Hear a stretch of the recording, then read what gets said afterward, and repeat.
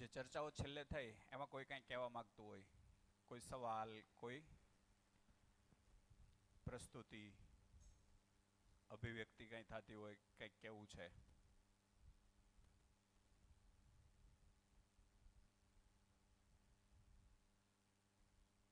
તો આગળ હાલીએ. તો હજી દર્શનની શરૂઆત નથી કરી આપણે. જે અભ્યાસ આપણે કરી રહ્યા છીએ એ છે મધ્યસ્થ દર્શન. મધ્યસ્થ દર્શન છે એ 12 બુક્સ છે એની. શ્રદ્ધેય એ નાગરાજજી નામના વ્યક્તિ, એમને બાળપણમાં જ કેટલાક સવાલો થયા. જેમ કે એ ગામની અંદર આંટો મારવા નીકળે તો ગામના લોકો એને પગે લાગતા. એની ઉંમર 8-9 વર્ષની હતી, તો એનાથી બુઝુર્ગો હોય, વડીલો હોય, એ એને પગે લાગતા. એટલે એમને એવો સહજ સવાલ થયો, પોતાને સવાલ થવા જરૂરી છે. જેમ કે મને પહેલો વહેલો સવાલ એવો થયો હતો કે હું સમર્પણ સ્કૂલ ચલાવવા કે પાર્થ નોલેજ ઇન્સ્ટિટ્યૂટ ચલાવવા જ પેદા થયો છું? તો જવાબ આવ્યો તો ના. તો શોધ ચાલુ રહી. ક્યારેક એમ થાય શિક્ષણનું આવું સરસ કાર્ય છે તો એ હાટું હોય કદાચ આપણે. તો પાછો બીજો સવાલ એવો થયો કે 2000 વર્ષ પહેલા તો સ્કૂલો નહોતી, ત્યારે બધા શું કામ પેદા થતા હશે જો પર્પઝ આજ હોય તો જવાબ ન્યા પાછો ન મળ્યો. એટલે એક કન્ક્લુઝન એ બન્યું. બીજું જીવવિજ્ઞાન ભણાવું. જીવવિજ્ઞાનની અંદર 11મા ધોરણની અંદર પહેલા જ પાઠની અંદર પહેલા જ પેરેગ્રાફમાં ચોથી લીટીમાં એવું લખેલું છે કે આપણે જીવ વિશે ભણશું. તો જીવ શબ્દ કહીએ તો 2 પ્રશ્નો ઉદ્ભવે એવું ત્યાં લખ્યું છે. એક, જીવ શું છે? પાછા આ સવાલના જવાબે આવશું. જીવ શું છે? તો નિર્જીવની સાપેક્ષે જીવ શું છે એ આપણે આમાં સમજશું. જીવ વિજ્ઞાનમાં જીવનનો હેતુ શું છે એ તાત્વિક સવાલ છે. એનો જવાબ આપણે શોધવાનો પ્રયત્ન નહીં કરીએ, આવું ત્યાં સ્પષ્ટ લખ્યું છે. એટલે એક કન્ફર્મેશન મળી ગયું કે સાયન્સ પાસે, જીવ વૈજ્ઞાનિકો પાસે જીવ હોવાનો હેતુ નથી ખબર, છે એટલી જ ખબર છે. એટલે શું છે એ ખબર છે, એ હું કામ છે એ ખબર નથી. તો મને એમ થયું આવડું મોટું આપણું આમ કે આટલી ઉત્તમ પ્રગટન એટલે માણસનું પ્રગટન, ને એના હોવાનો હેતુ ન હોય એવું તો ન બને. એટલે શોધ ચાલુ રહી વાંચન દરમિયાન. એક સમય એવો આવ્યો કે વાંચવાનું રસ જ ઉડી ગયો. કાંઈ પણ વાંચીએ એમ થાય કે આના કરતાં તો આપણી પાસે કંઈક લેવલનું છે જ, આ આપણને તૃપ્ત નથી કરતું વાંચન. એટલે 2-3 વર્ષ એવાઈ ગયા કે વાંચન છૂટી ગયું. ત્યારે હું કન્ફ્યુઝ રહેતો કે વાંચન છૂટ્યું એ સારી વાત છે, ખરાબ વાત છે. પણ એવી કોઈ બુક મને તૃપ્ત કરે એવી બુક મળે તો થાય. તો ધીમે ધીમે પછી વિનુભાઈ માંડવિયા છે, એમણે મને આ દર્શન તરફ ધકેલ્યો, પરાયણે ધક્કો માર્યો હતો. અને પછી છે મને ખ્યાલ આવ્યો કે કંઈક સમજવા જેવું બાકી છે, આ છે. તો એ નાગરાજજી છે, એને સવાલ થયો કે મને આ લોકો પગે શું કામ લાગે છે? તો એણે ઘરે આવીને એના મમ્મીને, એના બાને સવાલ કર્યો કે મેં તો આ સમાજને હજુ કાંઈ આપ્યું નથી, તો આ લોકો મને શું કામ પગે લાગે છે? તો એણે બાએ એવું કીધું કે આપણા બુઝુર્ગો છે, આપણી પરંપરામાં આપણા વડીલો છે, એમણે આ સમાજને ખૂબ જ્ઞાન આપ્યું છે. વેદ પરંપરામાંથી આવે. વેદમૂર્તિ પરિવારમાં એનો જન્મ.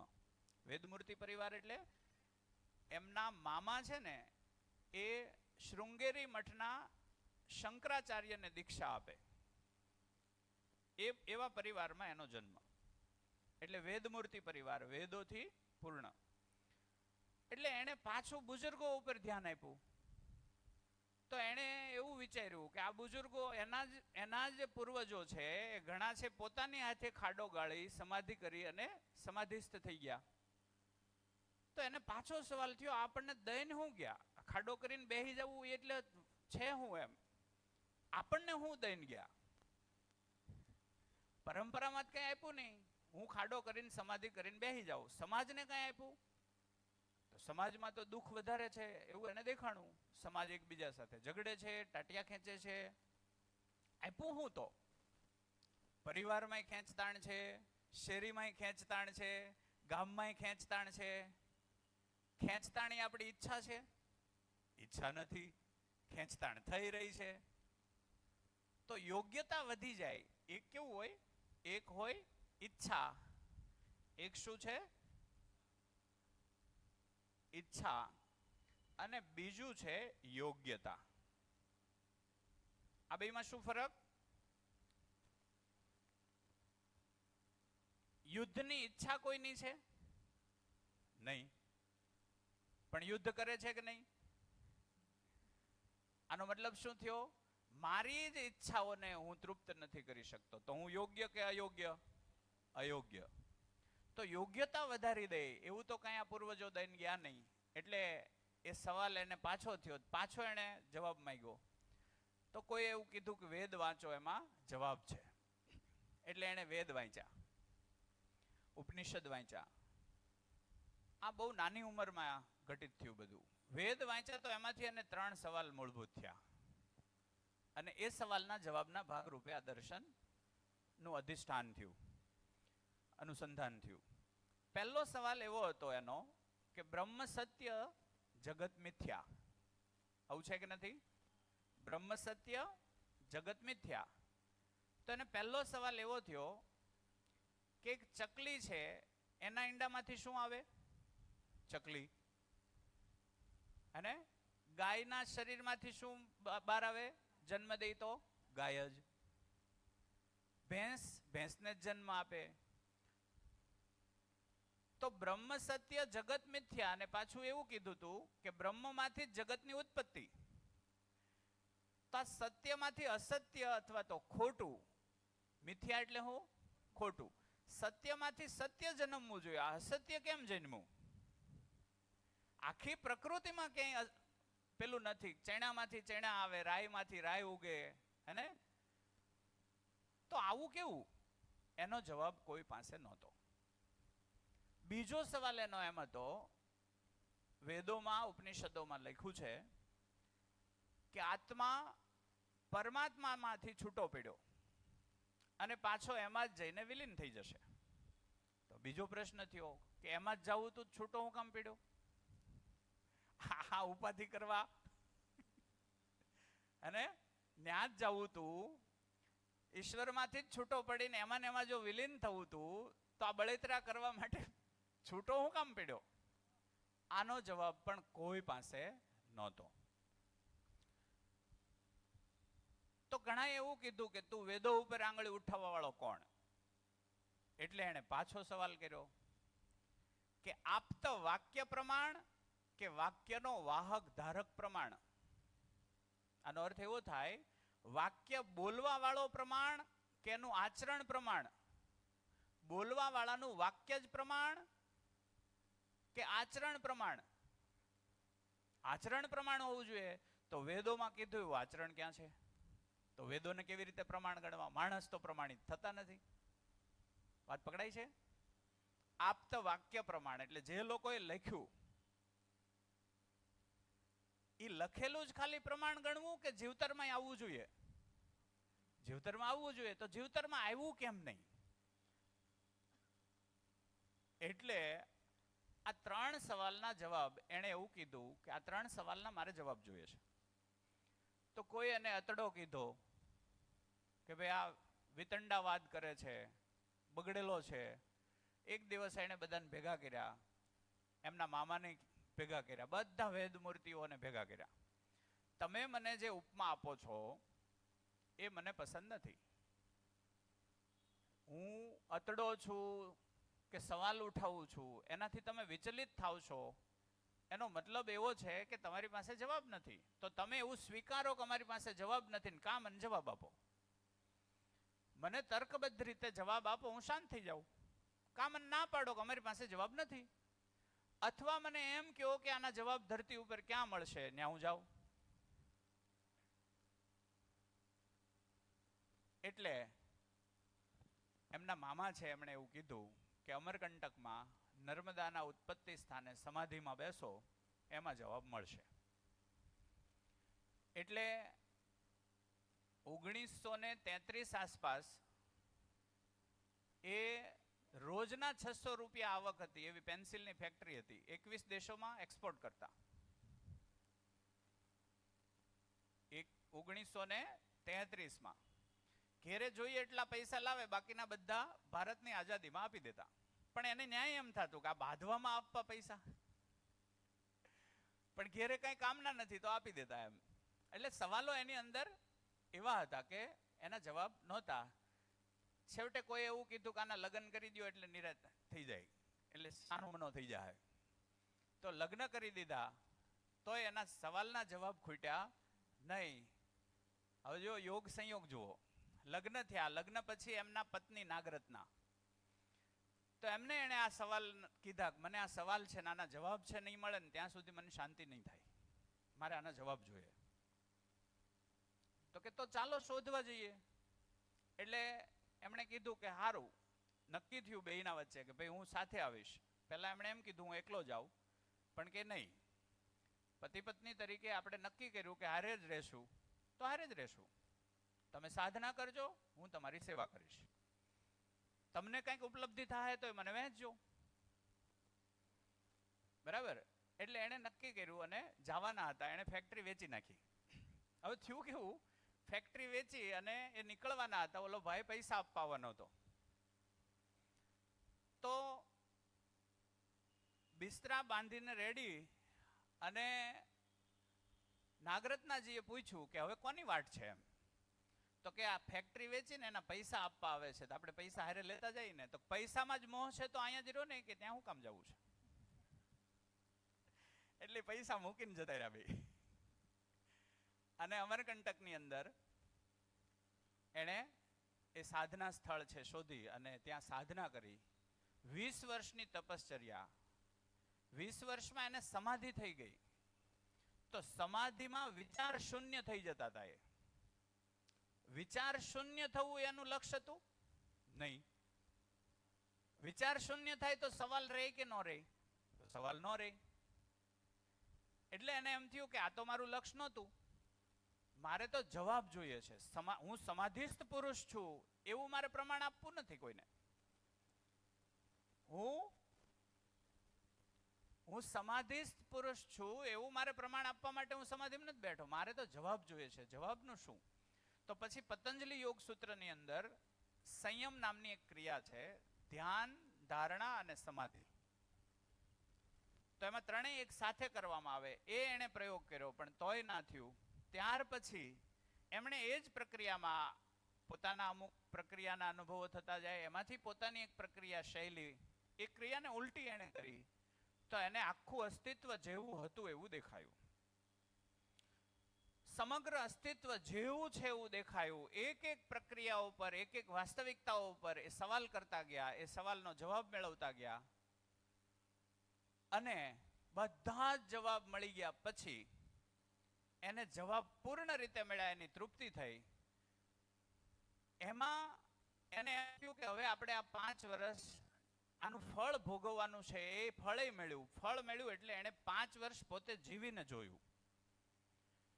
એમાં એક કન્ક્લુઝન નીકળ્યું કે આ ધરતીનો દરેક માણસ માત્ર ને માત્ર સુખી થવા માટે કામ કરે છે. એને સુખી થવું છે. ઠીક છે? 700 કરોડ માણસોની ભૂખ એક જ છે, કઈ? સુખી થવું.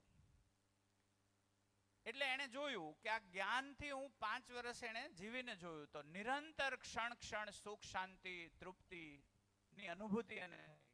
અને પછી એને પહેલી વહેલી ઘોષણા કરી 5 વર્ષ જીવ્યા પછી કે આ ધરતી પરનો પહેલો પ્રમાણિત વ્યક્તિ હું છું, અને મારી પાસે 700 કરોડ લોકોના સવાલના જવાબ છે. તમે મારી પાસે બેસો અને તમને એ જવાબ મળશે.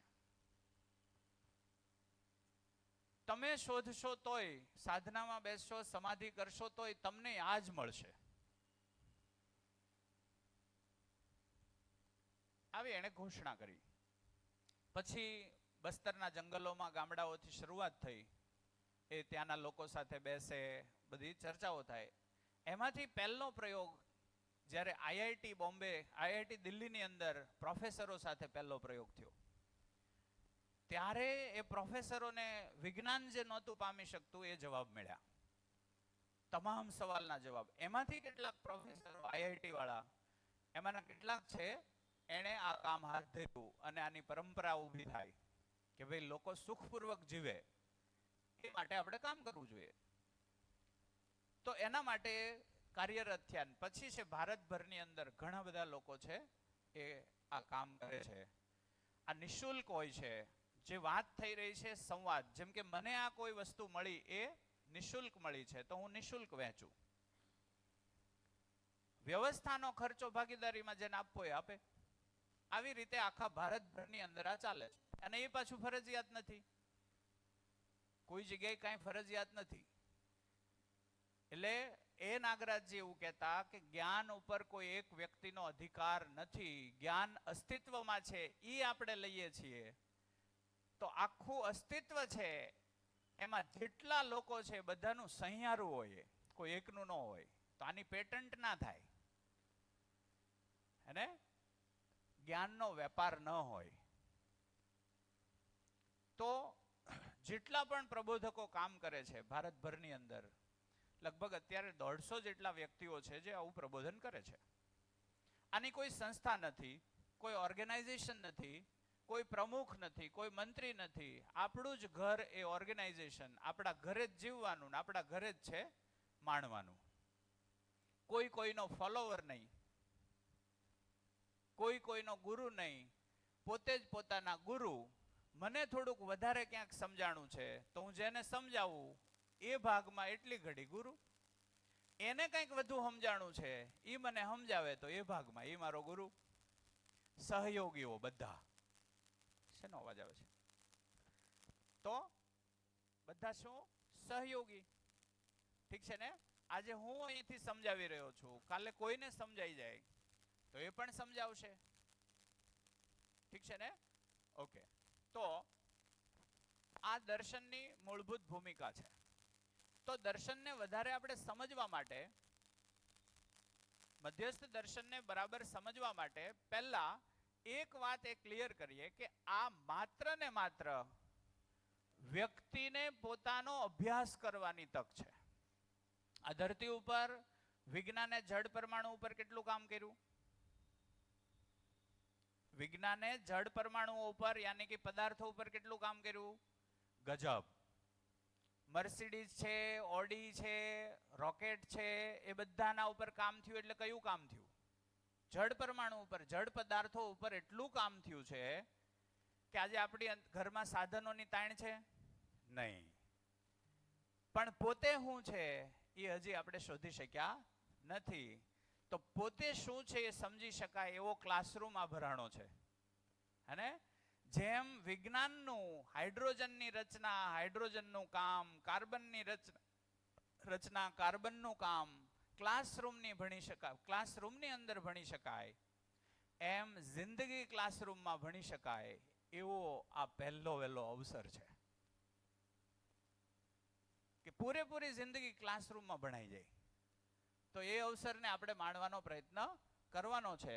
તો શરૂઆત થોડીક કરીએ કે આ ધરતી ઉપર બે મૂળભૂત ધારાઓ આપણને જોવા મળે. બે મૂળભૂત ધારાઓ.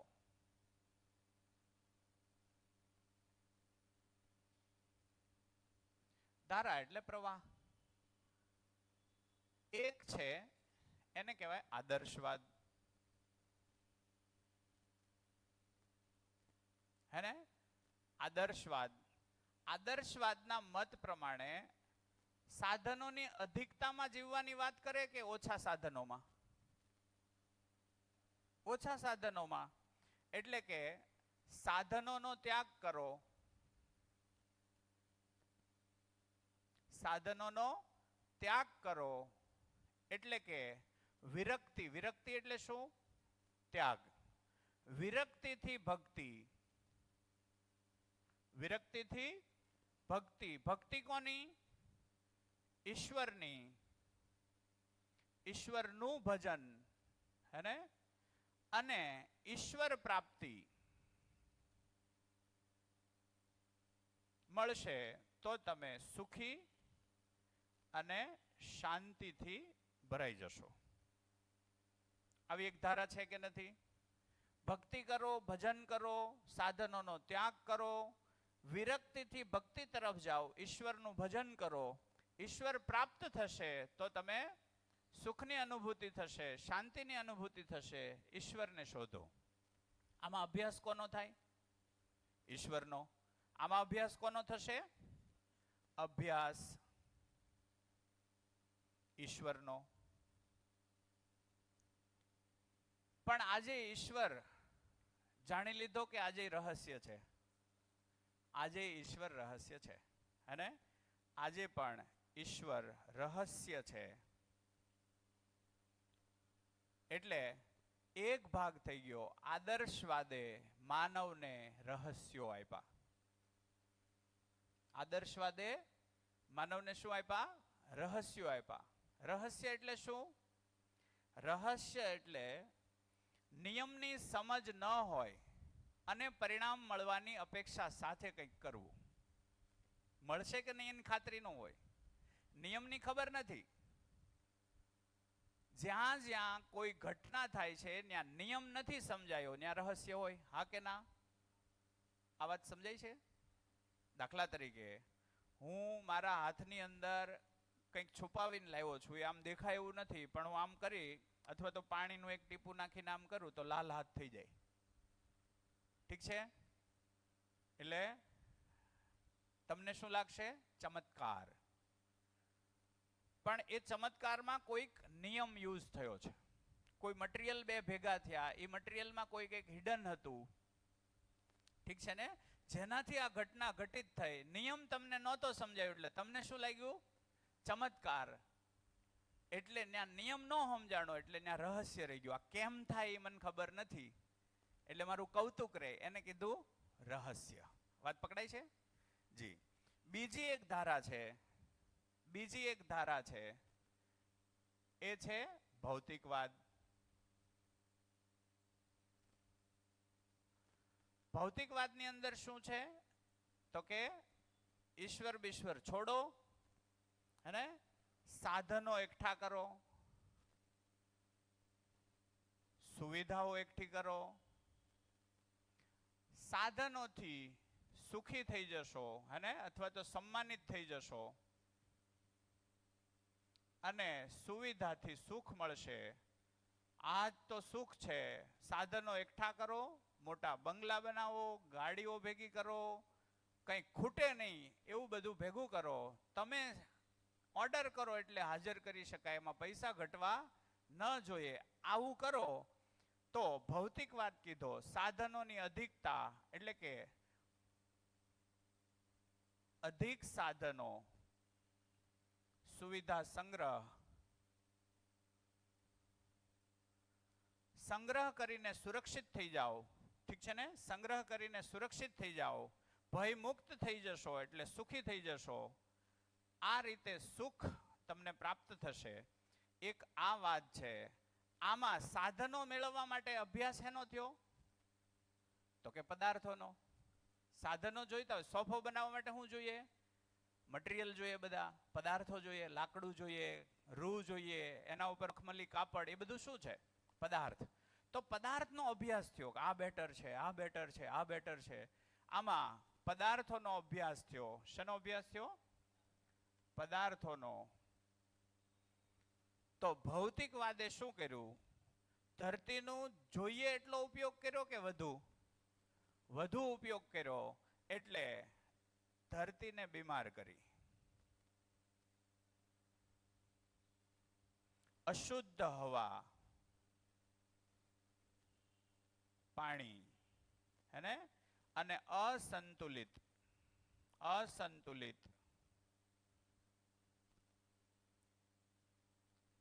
વાતાવરણ. આજની સમસ્યા છે કે નથી?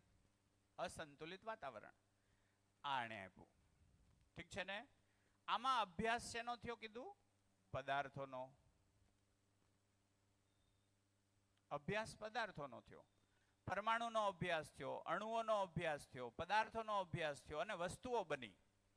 આજે આપણા ઘરમાં વસ્તુઓની તાણ છે? નહીં. છેલ્લા 20 વર્ષની અંદર ઘરમાં વસ્તુ વધી કે ઘટી? વસ્તુ વધી. છેલ્લા 20 વર્ષની અંદર સુવિધાઓ વધી કે ઘટી? સુવિધાઓ વધી. સુખ વધ્યું કે ઘટ્યું? ઘટ્યું. શાંતિ વધી કે ઘટી? ઘટી. તો અહીંયા પણ આપણે કઈ પાયમાં જે માટે દોડતા હતા એ થયું કે ન થયું? તો થયું નહીં. એટલે આ બેવ વાદ છે, એમાં માણસ સફળ થયો કે નિષ્ફળ ગયો? એક અહીંયા સુખદ ઘટના ઘટિત થઈ કે સુવિધાનો અંબાર લગાવી દીધો.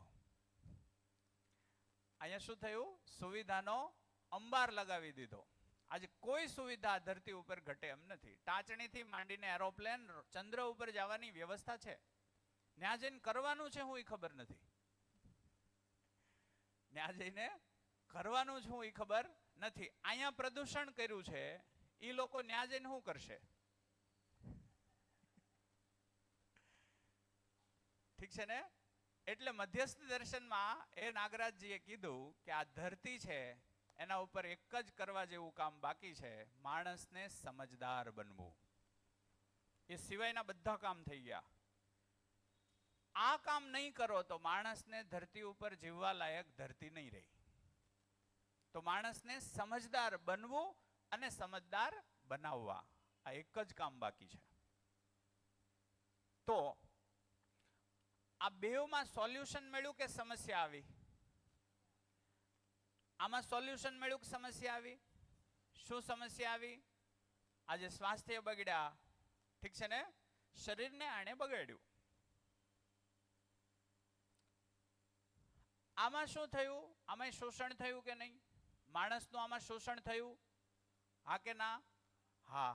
એક સમય એવું બન્યું, ક્યાંક ક્યાંક એવું પણ જોવા મળ્યું કે જેણે સાધનોનો ત્યાગ કરીને ઈશ્વર પ્રાપ્તિ માટેની દોડ મૂકી હતી, ન મળ્યો ઈશ્વર, ન મળ્યા સાધનો, તો છેવટે એણે એવું વિચાર્યું કે આ બાજુ વહી જાવ. આવું ખરું કે નહીં? આવું થયું. એટલે હું તમને ભગવાન બતાવી દઈશ. એ નામે આપણે શું આપવાનું? તમારી પાસે જે સુવિધાઓ છે તમે અમને આપો, હું તમને ભગવાનનો પરિચય કરાવીશ. આ ચાલુ થયું. મધ્યસ્થ દર્શન છે. તો આમાંથી કોઈ નીકળવાનો રસ્તો? તો કે હા, આને આપણે તપાસવાનો છે. રસ્તો અહીંયા કહીએ છીએ એટલે છે એવું માની લેવાનું નથી. આને આપણે ચકાસશું. તો મધ્યસ્થ દર્શન, મધ્યસ્થ શબ્દ ક્યાંથી આવ્યો એ આપણે આગળ જતા જોશું. મધ્યસ્થ દર્શન. ઘણી વાર છે ને, મને પહેલી વાર મધ્યસ્થ શબ્દ આવ્યો ને તો મને એમ થયું કે નહીં આદર્શવાદ નહીં ભૌતિકવાદ, વચ્ચે રહ્યો. તો એવા પરિવારો છે કે નથી કે બહુ દોડતાય નથી ધન સંપત્તિ પાછળ, અને ઘરમાં પૂજા પાઠ ચાલુ છે, છતાં એ તૃપ્ત છે કે અતૃપ્ત? અતૃપ્ત છે. તો એ મધ્યસ્થની આ વાત નથી. મને પહેલી વાર એમ થયું હતું કે આ બેલેન્સ કરવાનું છે. અચ્છા, તો હું બેલેન્સમાં જ મને દેખાણો હતો. હું બેલેન્સમાં, મારી પાસે અધિક ધન નથી પણ શાંતિ પણ નથી. તો હું કોઈ આવી દોડમાં નહોતો, આ દોડમાં નહોતો, તો વચ્ચે જ હતો. તોય વંચિત એનાથી હતો? સુખથી. વંચિત એનાથી હોઈએ? શાંતિથી. વંચિત એનાથી હોઈએ? એકબીજા પ્રત્યેની ફરિયાદોથી. એ ફરિયાદો તો મળતી નહોતી. એક સૂત્ર છે, અથવા તો એક ચકાસણી કરો, આ ધરતી પર બે યોગ્યતા ધરતીની કોઈ યુનિવર્સિટી માનવજાતને નથી આપી શકી. એક, અને પાછી એની જરૂરિયાત છે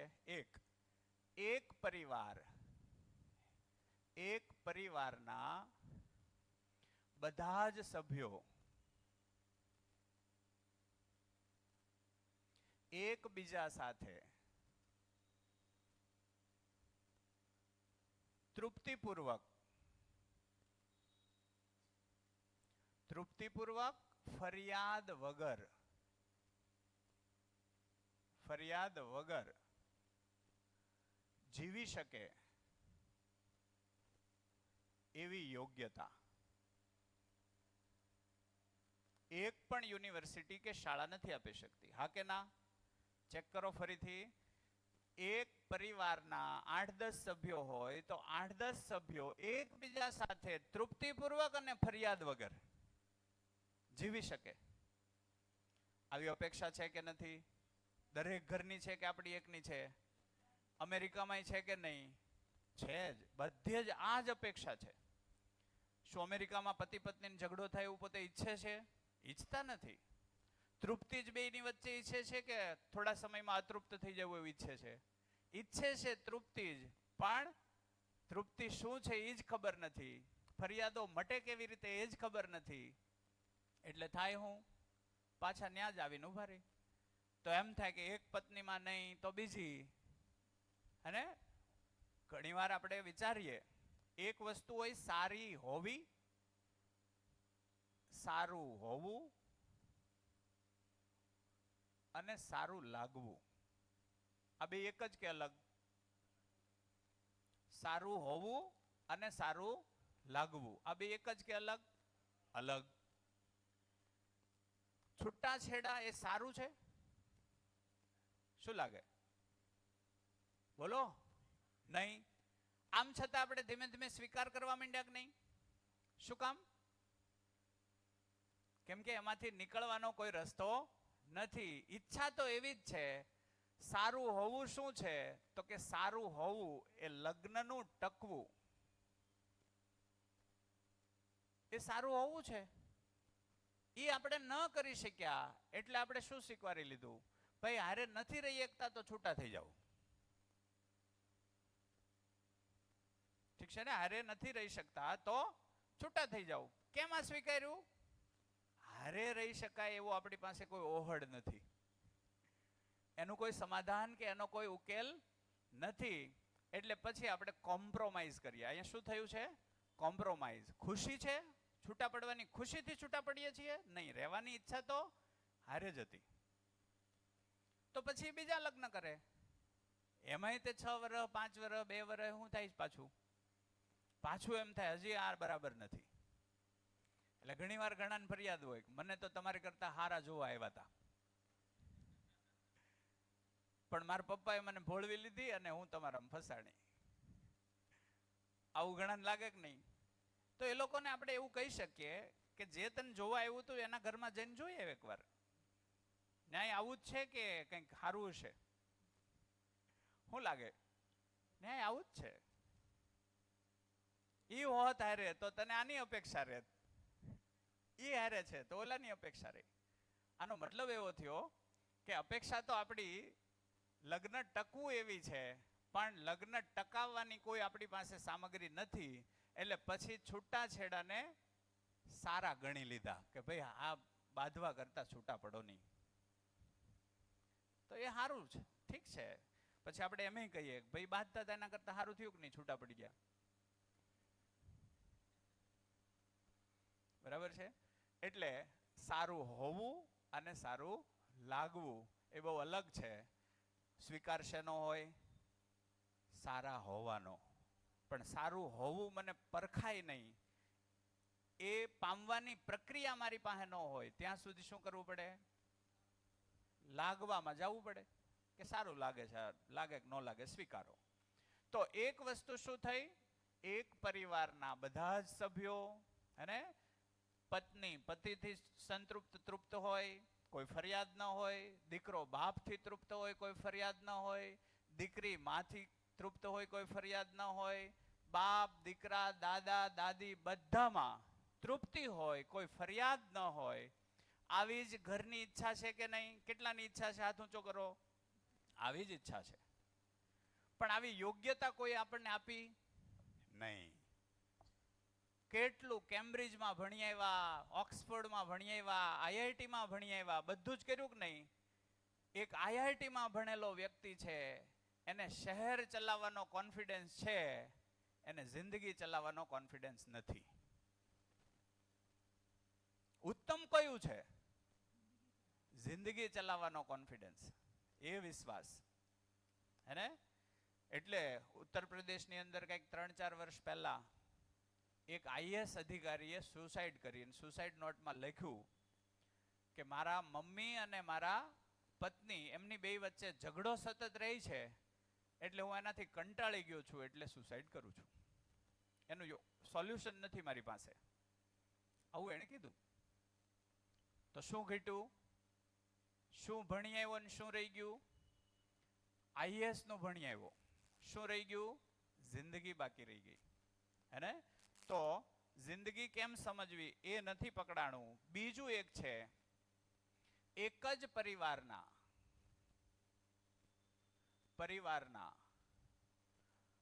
બધા જ સભ્યો અન્યથી પ્રભાવિત થયા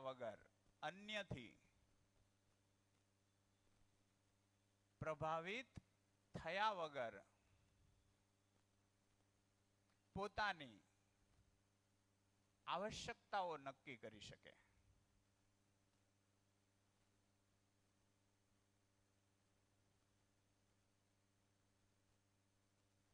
એવી યોગ્યતા. આ વાત પહોંચે છે? વાત પહોંચે છે એમ કહું ત્યારે શું છે? જે અહીંથી કહેવાય રહ્યું છે એ જ વાત સમજાઈ રહી છે કે બીજું કઈ? એમ એક જ પરિવારના બધા સભ્યો, એક પરિવારમાં 7-8 સભ્યો રહેતા હોય તો એ 7 સભ્યો બહારથી પ્રભાવિત થયા વગર પોતાની આવશ્યકતા નક્કી કરે.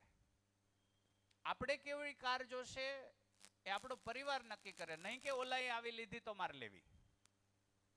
આપણે કેવી ટીવી જોશે, આપણે કેવો સોફો જોશે, આપણે કેવડું ઘર જોશે, મારી જરૂરિયાત હું નક્કી કરું, નહીં કે હું બહારથી પ્રભાવિત થાઉં. અચ્છા, બહારથી પ્રભાવિત થઈશ તો ક્યાં અટકશે? ક્યાંય અટકવું સંભવ જ નથી. કેમ? કેવી રીતે નહીં અટકે? સમજી લો કે હું એક સોસાયટીમાં 10 કરોડનો માલિક છું અને એમાં સૌથી વધુ મારી પાસે પૈસા છે, તો હું મને સફળ માનીશ કે નિષ્ફળ? બોલો, સફળ. પણ એ સોસાયટીમાં 1 વર્ષ પછી કોઈ 20 કરોડ વાળું રહેવા આવ્યું તો હા, એટલે હું હવે મને શું માનીશ? નિષ્ફળ. એટલે હું પછી પાછો જોર લગાવીશ. જોર લગાવીને હું શું કરીશ? મારી જિંદગીના 5-10 વર્ષ લગાવી દઈશ અને 20 કરોડે પહોંચીશ. ઠીક છે? ત્યાં કોઈ છે મારી સોસાયટીમાં 100 કરોડ વાળું આવ્યું. ઠીક છે ને? વળી હું મારી જિંદગીમાં જોર અને 10-20 વર્ષ કે 5-7 વર્ષ છે એ લગાવી દઈશ અને પાછો હું ક્યાં પહોંચી જઈશ? 100 કરોડે પહોંચી જઈશ. હવે હું મને સફળ માનીશ. મને મારા સમાજમાં અથવા અન્ય સમાજમાં બોલાવશે, મંચ ઉપર બેસાડશે. મને એવું લાગતું હતું કે હું સૌથી વધારે પૈસા વાળો હું જ છું, એટલે હું સફળ. ત્યાં માઇકમાંથી અનાઉન્સમેન્ટ થયું કે આપ ધરમસિંહભાઈ છે એ 500 કરોડના માલિક છે અને એનું આપણે આજે સન્માન કરવું છે. તો હું મને પાછો નિષ્ફળ માનીશ કે સફળ? પાછો નિષ્ફળ. આ સાયકલ ક્યાં પૂરી થાય? આ થશે જ નહીં. તો આ મારી આવશ્યકતા છે કે નહીં? મારે મારા છોકરાને આ રેસમાં દોડાવવાનો? આ રેસ પૂરી થાય એમ જ નથી. આ રેસ ક્યાં સુધી જાય? એક માણસ આ જરૂરિયાત નક્કી નથી કરી શકતો તો એને આખી ધરતી એના નામે દસ્તાવેજ કરી દો, તોય એનો સવાલ હશે કે ચંદ્ર ઉપરની બેઠક ક્યારે કરવી છે? ચંદ્રનું શું કરવાનું છે? હા કે ના? આ રેસ પૂરી જ ના થાય. એટલે એવું કીધું કે યોગ્યતા આ બનવામાં નથી. અચ્છા, આ બનવામાં હું કોઈનું શોષણ કરું કે ન કરું? કરીશ કે નહીં કરીશ? કરીશ. ધરતીનું શોષણ કરીશ કે નહીં કરીશ? કરીશ. ઠીક છે ને? તો મારા જ બાળ બચ્ચાઓ છે એના માટે હું ઉત્તમ ધરતી છોડીશ કે ખરાબ? ખરાબ. ઠીક છે ને? તો આ સાયકલ છે એ વ્યક્તિના પોતાના માટે તે નિરીક્ષણ કરીએ તો ફાયદારૂપ કે ગેરફાયદારૂપ? સમજી લો 500 કરોડ ભેગા કરી અને હવે 60-65 પોગ્યો અને હમણાં બાએ કીધું એમ આનું કરવાનું હું? આનો જ ઉપયોગ કરીને છોકરા છે સ્પીડમાં કાર ચલાવે છે, એ મને હવે નથી ગમતું. દારૂની બાટલીઓ ખોલે છે, ઈ મને નથી ગમતું, તો મારા પૈસા વેડફે છે સલાવ. આ પ્રશ્નો આવ્યા કે ન આવ્યા? આવ્યા. તો આ કોઈ રેસ છે જે એડ્રેસ વગરની છે કે એડ્રેસ વાળી? એડ્રેસ વગરની રેસ છે. આનાથી હું તૃપ્ત થઈ જઈશ ક્યારેય? તૃપ્તિ મારી ઈચ્છા છે કે નહીં? જિંદગી તૃપ્તિથી ભરાઈ જાય, હું છલકાઈ જાઉં, જિંદગીને મસ્ત રીતે માણું, એનું કોઈ એડ્રેસ નથી ને આનું કોઈ એડ્રેસ નથી, તો બે બાજુ દોડા કરવાનું. તો એક જ પરિવારના બધા જ સભ્યો અન્યથી પ્રભાવિત થઈને કોઈના વાસ્તામાં જાય અને ઘેર આવીને આપણે જ છે નક્કી કરીએ ખાડો આપણે તો પાછળ રહી ગયા. તો આપણે પ્રભાવિત થયા કે ન થયા? હું એક વ્યક્તિની વાત નથી કરતો. આપણા પરિવારમાં 5 જણ 6 જણ હોય તો 6 ગમે એના વાસ્તામાં જાય, ત્યાંથી પ્રભાવિત થઈને ન આવે. એને ખબર જ હોય કે આપણે ઘરમાં કેટલા બેડરૂમ જોશે, એ છે તો હવે વધુ નથી જોઈતા. આપણા ઘરમાં કેટલા ટોયલેટ છે, એ છે તો હવે વધુ નથી જોઈતા. એક ટોયલેટમાં કેટલી વાર ટોયલેટ જવાનું હોય? એક દિવસમાં 1 વાર. તો કેટલા જોઈએ?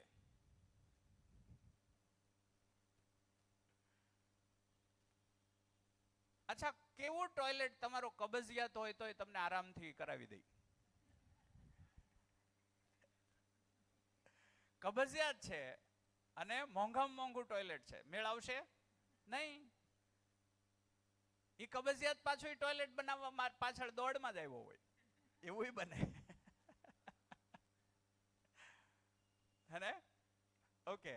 તો એક જ પરિવારના તમામ સભ્યો અન્યથી પ્રભાવિત થયા વગર પોતાની આવશ્યકતાઓ નક્કી કરી શકે. આજ યોગ્યતા કહેવાય કે નહીં? એક વ્યક્તિની યોગ્યતા શું? સતત બહારથી પ્રભાવિત થતો રહે કે અપ્રભાવિત રહે? પ્રેરણા લે. શેની પ્રેરણા? પ્રેરણા સાર્થકતાના અર્થમાં હોય, પ્રભાવ નિરર્થકતાના અર્થમાં હોય. પ્રેરણા સાર્થકતાના અર્થમાં હોય, પ્રભાવ એનું નક્કી જ ન હોય, એની કોઈ દિશા ન હોય. પ્રભાવિત થાય એ માણસની કોઈ દિશા હોય? એ દિશા ન હોય. એટલે પ્રેરિત થવું એ સાર્થકતાના અર્થમાં હોઈ શકે. ઠીક છે? તો આ બે આવશ્યકતા છે કે નથી? આ એક જ આપણે અહીંયા બેઠા એટલાની જ આવશ્યકતા છે કે સુરતના દરેક પરિવારની આવશ્યકતા છે? ઈચ્છા છે ને બધાની કે મારા પરિવારની અંદર બધા જ સભ્યો એકબીજા સાથે તૃપ્તિપૂર્વક અને ફરિયાદ વગર જીવે. એ કોની ઈચ્છા નથી? ચેક કરો. આ યુનિવર્સલ ઈચ્છા છે. મારી અંદર નિરીક્ષણ કરવું તો પણ આ જ મળે. અહીંયા બેઠા એને પૂછીએ તો પણ આ જ જવાબ આવે. 800 કરોડમાં આ જ જવાબ આવશે કે આ જ જોઈએ છે. તો એ યોગ્યતા કેવી રીતે વિકસાવવી?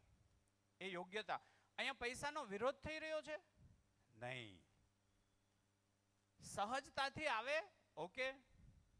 સહજતાથી આવે, ઓકે, સ્વાગત છે. શરીરને પૈસા જોશે જ. હું સુખી થઈ જઈશ, મારે ખાવા નહીં જોઈએ? જોઈએ જ. શરીરને સાધનો જોઈએ જ. શરીરને સાધનો જોઈએ, પણ એમાં જરૂરિયાત કેટલી મારી, એ આવશ્યક પરિબળ છે.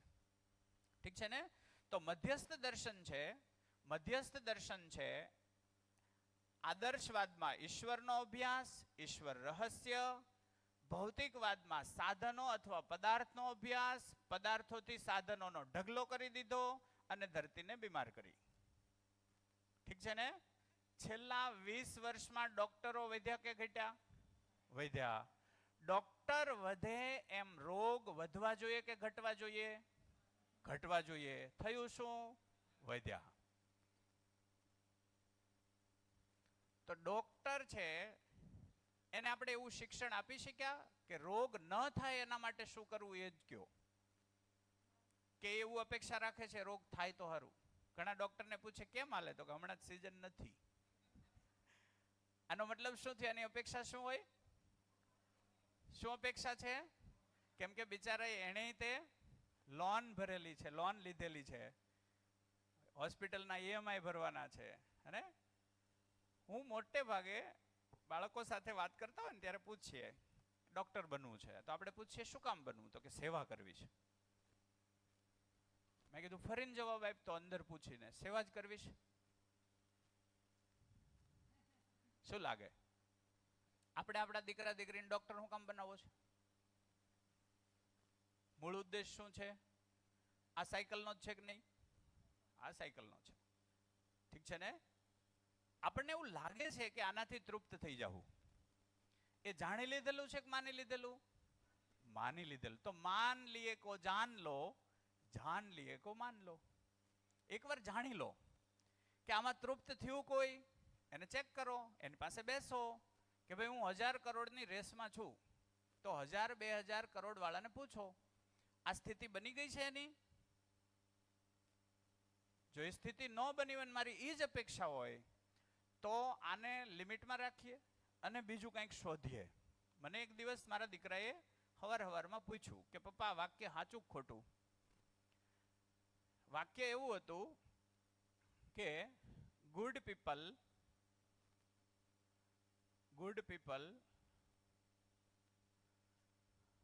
મેક, હું ગુજરાતીમાં કહું હે ને, ઘણાને નહીતર એમ થાય કે શું કહે છે, સારા અથવા તો મહેનતુ લોકો સારો સમય લાવે છે. પકડાઈ વાત? સારા મહેનતુ લોકો સારો સમય લાવે. ઠીક છે? સારો સમય ખરાબ લોકો પેદા કરે.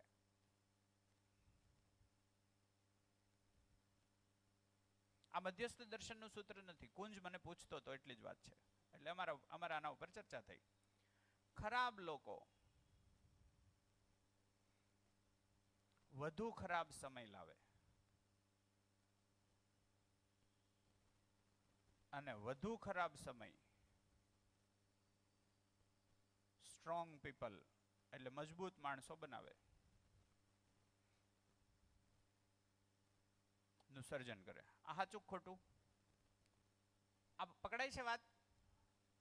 સુરત જે લોકો આવ્યા એને ગામડે છે સારો સમય હતો એટલે આવ્યા, ખરાબ સમય હતો એટલે કંઈક ને કંઈક ઘટતું હતું, તો સમય જોઈએ એવો નહોતો, મહેનતુ લોકો હતા, એ લોકો સુરત આવીને શું કર્યું?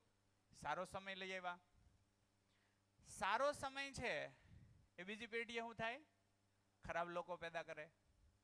હે, બાપાએ આટલું ભેગું કરી રાખ્યું હોય તો છોકરાને કરવાનું શું? હવે તમે એને એમ કહો કે મર્યાદામાં રહીને વાપરજે. આપણા ઘરમાં એક જણને ટોયલેટ જવા માટે બે ટોયલેટ ભાળી જાય, તો આપણે મર્યાદામાં ઉપયોગ કર્યો કે અમર્યાદિત? એક જણ દીઠ 2 ટોયલેટ ભાળી જાય તો આપણે સાધનોનો સદુપયોગ કર્યો કે દુરુપયોગ? એ છોકરો જોવે કે ન જોવે? જોવે. તો સારો સમય કેવા લોકો પેદા કરે? ખરાબ લોકો. આજે બધી વરાછાની સમસ્યાઓ શું છે? ડ્રગ્સ, દારૂ, અને અનૈતિક રીતે પૈસો લેવો, ચીટિંગ કરવું, એ વધ્યું કે ઘટ્યું? એ વધ્યું. ઠીક છે ને? પછી ખરાબ લોકો વધુ ખરાબ સમય પેદા કરે અને વધુ ખરાબ સમય પાછો સારા લોકો પેદા કરે. આ સાચું ખોટું? થઈ આવું રહ્યું છે, આવું થવું જોઈએ? આવું થવું ન જોઈએ. એટલે મેં કીધું આ વાક્ય ખોટું છે. અહીંયાથી જ એક પેઢીએ સારી મહેનત કરીને સારો સમય લાવી દીધો, એટલે આર્થિક રીતે જોઈએ આને પહેલા, તો એ જ પેઢીએ આનાથી સારું શું હોય, પૈસાથી પણ સારું શું હોય, એ શોધી કાઢવું જોઈએ અને એના બાળકોને એ એવી ઊંચાઈ પર લઈ જાય જેમાં આર્થિક નોર્મલ હોય, માનસિક સ્થિતિ ગજબ હોય. તો એના માટે ખરાબ સમય આવશે? ખરાબ સમય નહીં આવે. પણ માનસિક હાલત ઉપર કામ જ ન કર્યું હોય તો, માનસિક સ્થિતિઓ પર કામ જ ન કર્યું હોય તો, આપણે જ લોકો એવું કહેતા કે ધીરુભાઈ અંબાણીને 7 પેઢી ન ખૂટે. કહેતા કે નહીં? અનિલ અંબાણીને ખૂટી ગયું કે ન ખૂટી ગયું? એક પેઢી ગઈ નહીં. આમ કેમ થયું? તો હું અહીંયાથી મધ્યસ્થ દર્શનની એવી વાત છે કે પૈસા વધઘટ થાય, મનઃસ્થિતિ સ્થિર રહેવી જોઈએ. પૈસા એનો સ્વભાવ છે વધઘટ જ થાય, એક સરખા ન રહે તો એ બની શકે. તો મધ્યસ્થ દર્શનમાં માનવનો અભ્યાસ છે. શેનો? માનવનો. અહીંયા ઈશ્વરનો અભ્યાસ, અહીંયા સાધનો અથવા પદાર્થોનો અભ્યાસ. મધ્યસ્થ દર્શન શું કહે છે? માનવનો અભ્યાસ. તો પહેલો જ મુદ્દો, માનવ શું છે? તો કે માનવ શરીર અને જીવનનું સંયુક્ત સ્વરૂપ છે. જીવન એટલે હું. શરીરને સાધનો જોઈએ. શું જોઈએ? સાધનો જોઈએ. જોઈએ કે ન જોઈએ? ખાવા પીવા જોઈએ કે ન જોઈએ? ગાડલા ગોદડા જોઈએ કે ન જોઈએ? ઓઢવા પાથરવા જોઈએ કે ન જોઈએ? જોઈએ. આ શું થઈ ગયું? સાધનો. એ કોની જરૂરિયાત છે? શરીરની. જીવનને સુખ જોઈએ. ઠીક છે ને? જીવનને સુખ જોઈએ. સાધનો શ્રમ કરવાથી આવે. સાધનો શેનાથી આવે? શ્રમ કરવાથી. શ્રમ કોણ કરશે? શરીર કરશે. શરીર શ્રમ કરશે, સાધનો આવશે. શ્રમમાં જો સ્કિલ ઉમેરાય તો સાધનો આસાનીથી મળશે. શ્રમમાં હું સ્કિલ ઉમેરું તો મારી આવશ્યકતા પ્રમાણેના સાધનો આસાનીથી મળશે. એટલે આસાની થાય થોડીક. જે આસાની થઈ તો બાકીનો સમય વધશે કે નહીં વધે? બાકીનો સમય વધે. એ જીવનને શું જોઈએ છે? સુખ જોઈએ છે. સુખ સમજથી આવે. શેનાથી આવે? સમજથી. તો પહેલો પ્રશ્ન એમ થાય, સમજ શું છે? હે ને? પહેલો પ્રશ્ન એ થાય, સમજ શું છે? આજ સુધી આ શબ્દ પહેલી વાર આવ્યો એવું છે? નહીં. પહેલી વાર આવ્યો આ સવાલ? બધા જ એમ કહે છે ને સમજદારીમાં સુખ છે. કહે છે કે નથી કહેતા? સમજીને જીવો. કહે છે કે નથી કહેતા? ચાલો, શું સમજવાનું છે? ઘડીક દર્શનને અલગ મૂકી દો. આજ સુધી આપણને આપણું બાળક ઘરે એમ કે હાલો બાપા મારે સમજવું છે. શું સમજવાનું છે? તો સમજવાનું શું છે? કોણ કહેશે? દર્શન સમજ્યા હોય એ ઘડીક સમજો. સમજ શું છે? સમજીને જીવો એમ આપણે કહીએ છીએ કે નથી કહેતા? આપણા જ બાળકોને કહીએ છીએ. તો સમજવાનું છે હું કહેશો? ટ્રાય કરો. જે હોય એ પ્રયત્ન કરો. આપણે એને ઢંઢોળવાનો પ્રયત્ન કરીએ કે આપણે કહીએ છીએ બરાબર છે, બરાબર નથી. સમજવાનું કંઈ છે એ શું છે એ ખબર છે આપણને કે નથી ખબર? એને આપણે ચેક કરવું છે. હાજી. નીતિ નિયમો છે તેને સમજવાનો, તે પ્રમાણે રહેવાનો પ્રયત્ન કરીએ તે જ સમજણ. સમજો કે આપણે ડાબી સાઈડમાં જ વાહન ચલાવવા જોઈએ, એની જગ્યાએ આપણે જમણી સાઈડમાં ચલાવીએ તો શું થાય? એક્સિડન્ટ. તો એવી રીતના જે સમજ્યા છીએ આપણે તે એક્ઝેક્ટલી આપણે શું કરવાનું છે ને તે આપની સમજ હોવી જોઈએ કે મારે ચોરી ના કરવી જોઈએ. જો મારા ભૂલમાંથી ને આવું થયું હોય ને તો એનો મારે દંડ ભરવો જોઈએ, મારે સામે ચાલીને જવું જોઈએ. તે મારી સમજ છે. બીજું કયો તમે તમારે ટ્રાય કરો. સમજ એટલે શું?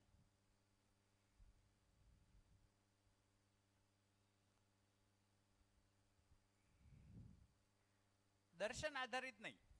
હે? હાજી. ઘડીક દર્શન સમજ્યા હોય એને એટલા માટે રોકીએ છીએ કે બીજાને થોડુંક પ્રોસેસિંગ થાય. પ્રોસેસિંગ થાય ને તો ભૂમિકા બની જાય. હાજી. દર્શન આધારિત નથી. મારા ઘરનો કિસ્સો છે કે મારી ઘરે નાની દીકરી છે, તો એને અમે સમજાવીએ કે ભાઈ તું મહેમાન હોય ને ત્યારે બહુ ચાળાચાળી ન કર, શાંતિથી બે. એટલે સારું લાગવાની દ્રષ્ટિએથી અમે એને સમજણ આપીએ કે સમાજમાં સારું છે એવો તારે વ્યવહાર કરવાનો તો તું સારી. એવી અમારી સમજણ છે એટલે અમે એને આપીએ છીએ. બરાબર છે. ઓકે. હાજી. એક વાતને આપણે વિકતા જવી છે કે કલેક્ટ કરવી? સાચું શું ખોટું શું એવી વિવેક બુદ્ધિ એટલે સમજ. તો વિવેક કોને કહેવાય? વિવેક એટલે શું? પાછું વિચારવું પડશે. પાછું વિચારવું પડશે. ત્રીજા સવાલે આપણી પાસે જવાબ નહીં હોય. આપણે વિવેકમાં મારી જે સમજ શક્તિ છે, વિવેક આપણે એટલે એવું સમજીએ કે મોટા બેઠા હોય ત્યારે નાના બાળકોએ મોટાનું માન સન્માન જાળવવું, આવ્યો હોય તો આદર સત્કાર એમનો કરવો, મોલની અંદર ગયા છીએ તો દોડા દોડી ન કરવી, કોઈ જગ્યાએ બેઠા છો તો ડિસિપ્લિનમાં બેસવું. અચ્છા, બાળકનો બાળક સહજ સ્વભાવ શું હોય? શાંત બેસવું કે ખેલવું? ખેલવું. તો હું સમજદાર નથી કે બાળક? હું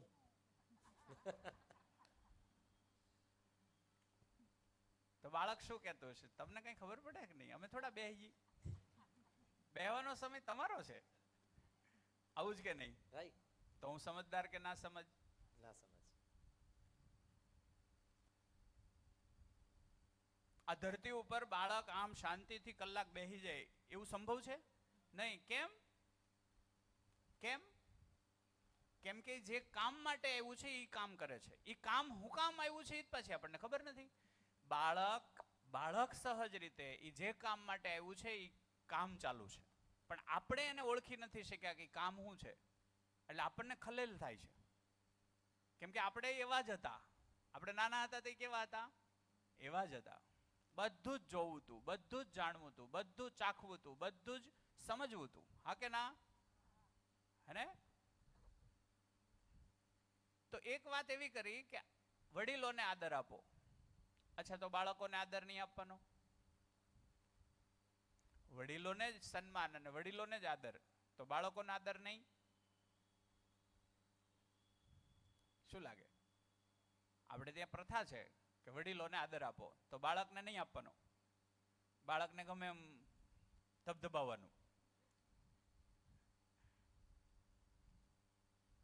તો શું સમજવાનું? શું લાગે? સમજ છે કે નથી આપણને? શું લાગે છે? હોય એ વાત કરે, હોય એ વાત કરે. શું લાગે? આપણે સમજદાર છીએ? સમજદાર છીએ તો સમજવાની જરૂર આપણે છે કે બાળકોને? જોરથી બોલો. આ પેઢી બગડી ગઈ છે કે આપણે સુધારવામાં ફાળો આપી શકીએ એવું આપણી પાસે કઈ છે જ નહીં? બોલો. આપણી પાસે આપવા જેવું કઈ છે જ નહીં. આદર્શવાદ છે ખાલી, આદર્શો છે ખાલી. આમ કરવું જોઈએ, ચોરી ન કરવી જોઈએ. આપણે શું કર્યું? આપણી જ અંદર ઝાંકીને જુઓ. આપણે શું કર્યું? જિંદગીભર ચોરી ન કરી એવું કોઈ છે નહીં. જ્યારે તક મળી ત્યારે કરી, ધંધામાં કરી, વ્યવહારમાં કરી, હે? ઘણું બધું છુપાવીને આપણે અહીંયા પહોંચ્યા છીએ. તો બાળકને શું કામ નથી પહોંચતું એ ખ્યાલ આવે છે? બાળકમાં શું કામ કોઈ વાત નથી પહોંચતી? કેમ કે હું જે કહી રહ્યો છું એમાં મને કન્વિન્સિંગ નથી.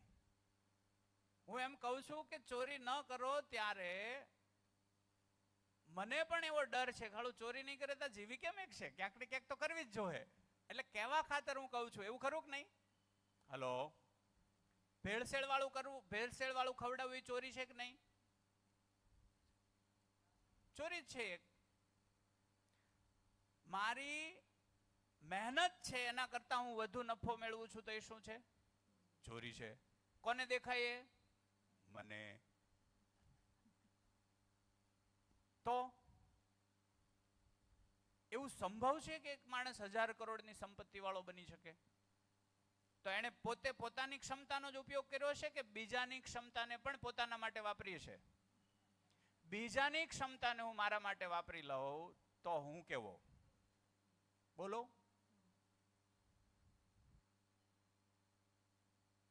તો માણસને માણસ સમજાયો નથી. એ શું ઈચ્છે છે એને જ ખબર નથી. કહે છે બાળકને આમ કરો, પણ એને એનો આધાર છે એની પાસે કોઈ? ચોરી. અચ્છા, પ્રામાણિક રહીને મને મળે શું? તો એમાં આપણને ફાયદારૂપ કઈ લાગે છે કે ગેરફાયદો થાય એવો ખતરો લાગે છે? બોલો. તો હું પ્રામાણિક રહીશ તો ફાયદામાં રહીશ એવું મને કઈ દેખાય છે? શું લાગે? કે ખતરો લાગે? યાર પ્રામાણિક, આ સમયમાં પ્રામાણિક રહેવું અઘરું છે. હા કે ના? હા. આનો મતલબ પ્રામાણિકતા શું છે અને મારા માટે આવશ્યક છે કે નહીં એનું મૂલ્ય મને નથી ખબર. મને એટલું જ દેખાય છે કે પ્રામાણિક રહો તો પૈસા ઓછા આવશે, પૈસા ઓછા આવશે તો સાધન સુવિધા ઓછી રહે, સાધન સુવિધા ઓછી રહે તો તમે દુખી રહો. આ આપણી પાસે અત્યારે લિંક છે, હા કે ના? હા. પ્રામાણિકતા મારી આવશ્યકતા છે એવું આપણને કઈ સમજાણું છે નહીં. પ્રામાણિકતામાં જ હું ફાયદામાં છું એવું કઈ આપણને સમજાણું છે નહીં. એટલે આપણને નથી સમજાણું કે ખરેખર પ્રામાણિક રહેવું આવશ્યક છે કે નહીં, એ આપણને નથી સમજાણું. એટલે આપણા જ બાળકો સાથે જ્યારે આપણે એમ કહીએ પ્રામાણિક રહ્યો, ત્યારે આપણે પ્રામાણિકતાથી કહીએ છીએ કે અપ્રામાણિકતાથી? તો પહેલું ચીટિંગ ક્યાં ચાલુ કર્યું? પોતાના જ બાળક સાથે. એટલે મધ્યસ્થ દર્શનનું એક સૂત્ર છે, માણસ વિચાર કાળમાં આદર્શવાદી અને વ્યવહાર કાળમાં ભૌતિકવાદી છે. માણસ વિચાર કાળમાં આદર્શવાદી, વિચારો કેવા કરશે? ચોરી ન કરાય, પ્રામાણિક રહેવાય, સાચું બોલાય, ઠીક છે ને? એટલામાં કોઈનો ફોન આવે અને કંઈક આપણે જ બોલવાનું થયું ને આપણે ખોટું બોલી જઈએ. ફોન કોનો હતો? બાનો. બાળક જોઈ ગયું, જોઈ છે કે નથી જોતું? તો એને ખતરો દેખાય છે કે આ કહે છે એવું કરતો નથી એટલે એ આપણને ખોટું શીખવે છે. તો આપણે એવું કરવાનું નથી, કરે એમ જ કરવાનું, કે એ ભલે ગમે એને એમાં ફાયદો નથી દેખાતો, ઠીક છે ને? પ્રામાણિકતામાં મને મારો મૂળભૂત ફાયદો દેખાઈ જાય તો, જિંદગીનો ફાયદો, જિંદગીનો કોઈ નફો મને દેખાઈ જાય તો પ્રામાણિક રહેવું સહજ થઈ જાય. પ્રામાણિકતામાં મને મારો કોઈ ફાયદો દેખાઈ જાય ને એ ફાયદો પૈસા કરતા ખૂબ જ ઊંચો છે એવું મને પ્રતીત થઈ જાય, એવું મને દેખાઈ જાય તો હું પૈસાને ગૌણ રાખીશ. એટલે જુઓ, ઘરમાં સંબંધ મહત્વના કે પૈસા? જોરથી બોલો. રિયલમાં શું આપણે માની રહ્યા છીએ? આપણે છીએ. તો આપણે પ્રામાણિક કે અપ્રામાણિક? અપ્રામાણિક. મને ક્યાંક ક્યાંક એવું લાગે છે કે સંબંધ અગત્યનો છે, પણ સંબંધથી મારે મેળવવાનું શું છે એ મને ખબર નથી. પૈસા કરતા ઉત્તમ કઈ સંબંધો દ્વારા મળી જાય એવું મને દેખાઈ જાય તો હું સંબંધને સહજ રીતે ટકાવીશ કે નહીં? સહજ ટકી જશે. તો એ શું છે એને આપણે સમજવાનો પ્રયત્ન કરવો છે, ઠીક છે ને? હા, તમે કંઈક કહેવા માંગતા હતા. ના, એ તો પેલું સમજવાળું હતું ને, એટલે એ તો તમે કીધું ને કે મધ્યસ્થ દર્શનને ધ્યાનમાં રાખ્યા વગર તમારી પાસે કોઈ હોય તો એ અમે પહેલા જે સાંભળેલું હતું ને એ વાત છે કે સમજ્યા વિનાનું જીવવું, જીવો વરસ હજાર, સમજણથી જીવો ઘડી બે ઘડી તો સમજો બેડો પાર. એ સમજ છે હું એટલે એ હું સમજવાનું મારે? એટલે આ વાક્ય આવ્યું, સમજ્યા વગરનું જીવવું, જીવો વરસ હજાર, સમજથી જીવો ઘડી બે ઘડી તો સમજો બેડો પાર. પણ એ કીધું નથી કે સમજવાનું હું એ નથી કીધું, પણ એનું ઇમ્પોર્ટન્સ છે એવું તો ભૂતકાળમાં લખાયેલું છે. એટલે તો આપણે વારંવાર શબ્દ પ્રયોગ કરીએ કે સમજીને જીવો, સમજીને જીવો, સમજીને જીવો. પણ કોઈ છોકરું જો આપણાથી ઊંચા તર્ક વાળું નીકળે અને એમ કે બાપા બેહો, મારે સમજવું, સમજાવો, હું સમજવાનું છે? તો આપણી પાસે કઈ છે? તો આપણે એમ કે ભાઈ ખોટું ન બોલાય. પાછા આપણે તો બોલીએ છીએ, તો આપણે સમજ્યા કે નથી સમજ્યા? આ વાત છે. સમજીને જીવો એનો વેપાર બહુ થાય છે, હા કે ના? સમજીને જીવો આ શબ્દ આધારિત કેવડો વેપાર ચાલે છે. એ પ્રામાણિકતાનો વેપાર છે કે અપ્રામાણિકતાનો? બોલો. અપ્રામાણિકતાનો. અપ્રામાણિકતા સમજ છે કે ના સમજ? ના સમજ. તો કઈ સમજાણું નથી. સમજ આ અસ્તિત્વની સૌથી ઊંચી પ્રક્રિયા છે. સમજ આ અસ્તિત્વની સૌથી શ્રેષ્ઠ પ્રક્રિયા છે. પહેલી પ્રક્રિયા ભૌતિક, એ પદાર્થમાં જોવા મળે. પ્રક્રિયાઓ, જે ક્રિયાઓ થાય છે અસ્તિત્વમાં, 4 મૂળભૂત ક્રિયાઓ થાય. કેટલી? 4 મૂળભૂત ક્રિયા. એમાં પહેલી ક્રિયા કઈ? ભૌતિક ક્રિયા. આ પવનનું ફેંકાવું એ ભૌતિક ક્રિયા છે. એનાથી ઉપરની ક્રિયા છે શ્રેષ્ઠત્વ વાળી, એ છે રાસાયણિક ક્રિયા, જે આપણા કોષની અંદર થાય, આપણા પાચનમાં થાય. એટલે શરીરની અંદર 2 ક્રિયા થાય, ભૌતિક અને રાસાયણિક એટલે શરીર ચાલે. એટલે શરીરમાં આ ધરતીના જ તત્વો છે કે નહીં? પાણી ક્યાંથી આવે? ધરતીમાંથી. પાણી અને કોષમાં થતી ક્રિયા રાસાયણિક ક્રિયા. પાણી પીવું એ ભૌતિક ક્રિયા, પાણી અંદર જઈને પ્રોસેસ કરે એ રાસાયણિક ક્રિયા. શરીરમાં ભૌતિક રાસાયણિક ક્રિયા થાય. આ છેલ્લે ક્રમથી જોઈએ તો ભૌતિક ક્રિયા તલ ઉપર, એના ઉપર રાસાયણિક ક્રિયા, એનાથી ઉપરની ક્રિયા જીવનમાં થાય. એનાથી ઉપરની ક્રિયા જીવનમાં થાય એ છે કલ્પનાશીલતા, જેનાથી માણસ બધું સમજી શકે એવો ક્રમ ચાલુ થાય. તર્ક થાય. તર્ક નામની ક્રિયા એ જીવનમાં થાય. એ જીવનની ત્રીજી એટલે કે અસ્તિત્વની ત્રીજી ક્રિયા. એનાથી શ્રેષ્ઠ કાંઈ સમજાઈ જાય તો એ સમજ છે, એ અંતિમ ક્રિયા છે. એનાથી ઉપર કોઈ ક્રિયા જ નથી આખા અસ્તિત્વમાં. તો સમજ એ બહુ ઊંચી ક્રિયા છે. સમજનો અર્થ થાય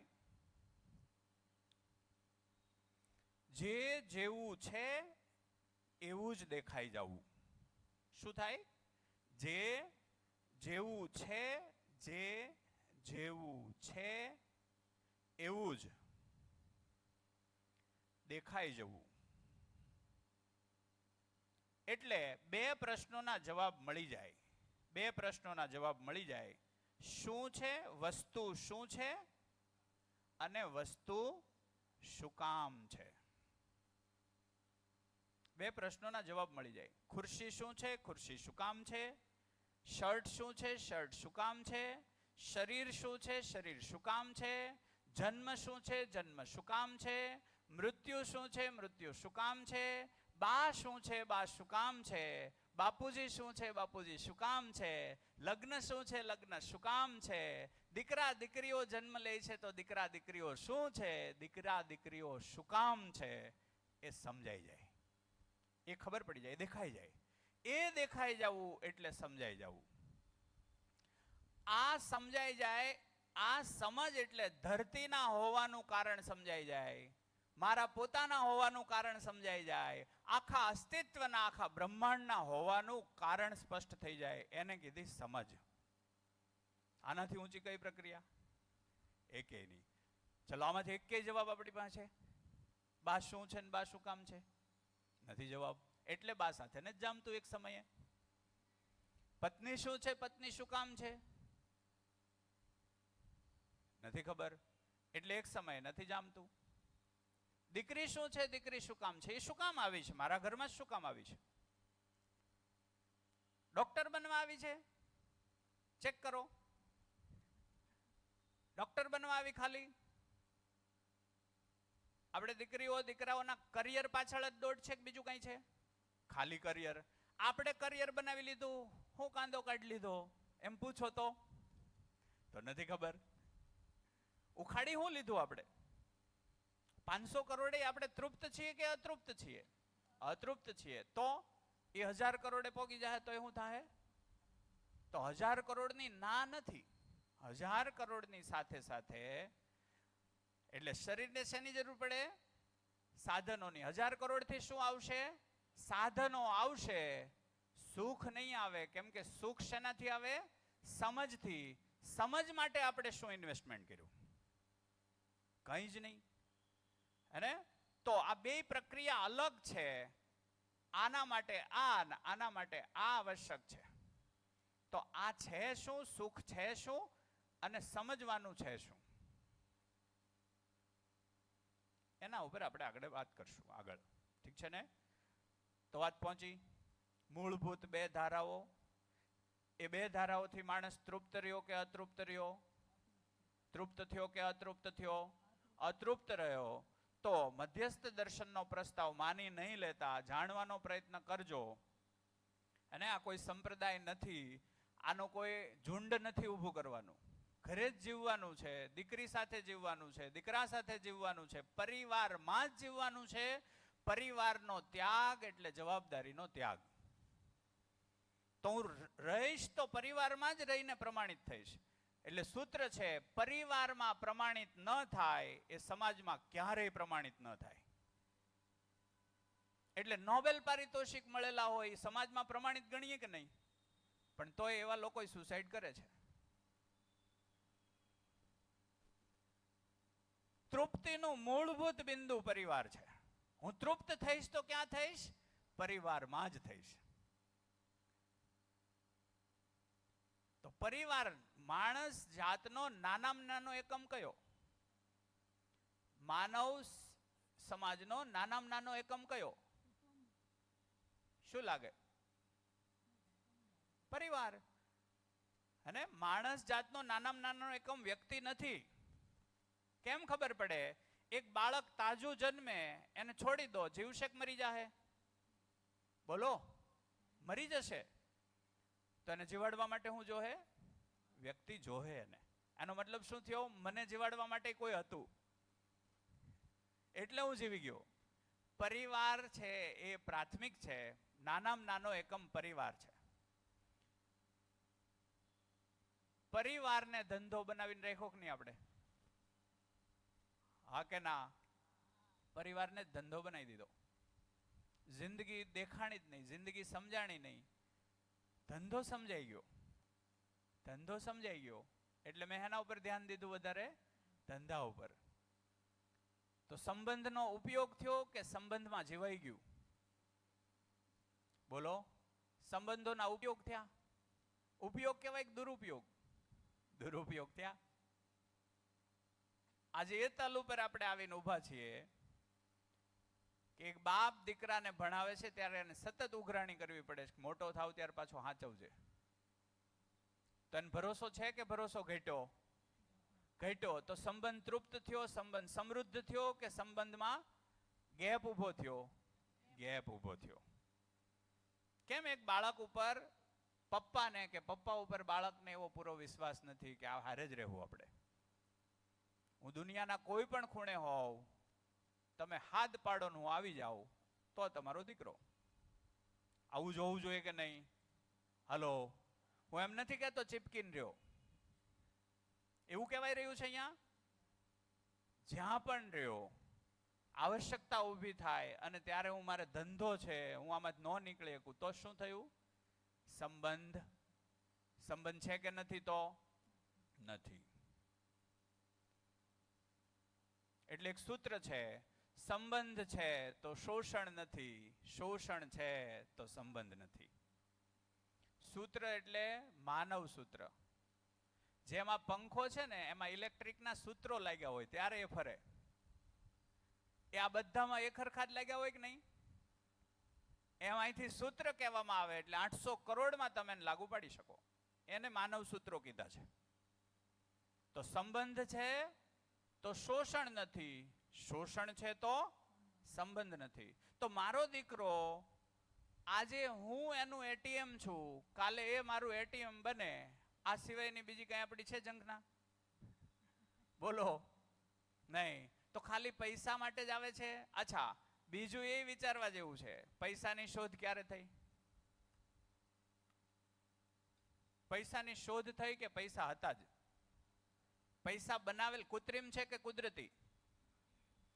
ચેક કરો. પૈસા કૃત્રિમ છે કે કુદરતી? કૃત્રિમ. અહીંથી કહેવાય એવું રહ્યું છે કે કુદરતી રીતે બનેલી વસ્તુઓ એના વગર ન જીવી શકાય, કૃત્રિમ વગર જીવી શકાય.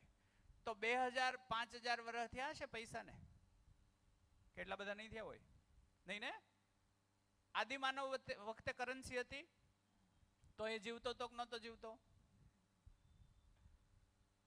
ઠીક છે ને? તો પૈસા નામની કોઈ ચીજ છે આપણે આપણા વ્યવહારમાં સાનુકૂળતા બને એ માટે બનાવ્યું હતું, એને બદલે એ જ આજે શું થઈ ગયું? પ્રતિકૂળતા ઊભી કરી દીધી. તો સમજદાર કે ના સમજ? ના સમજ.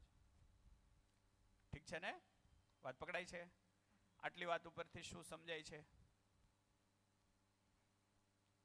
આટલી વાત ઉપરથી શું વાત પહોંચે છે? શું અને ક્યાં સવાલ નવા થાય છે? અથવા તો અસહમતિ બનતી હોય તો કયો? અસહમતિ બનતી હોય તો કયો? અહીંથી જે કહેવાય રહ્યું છે એમાં કઈ અતિશોક્તિ લાગતી હોય, અસહમતિ બનતી હોય કે આ બરાબર વાત નથી થઈ રહી, તો આપણે વાત કરી શકીએ. અહીંયા હું સાચો કે તમે સાચાનો પ્રશ્ન નથી. સમગ્ર માનવ માટે શું કાંઈ સત્ય છે તો એ શોધવાનો આપણો પ્રયાસ છે.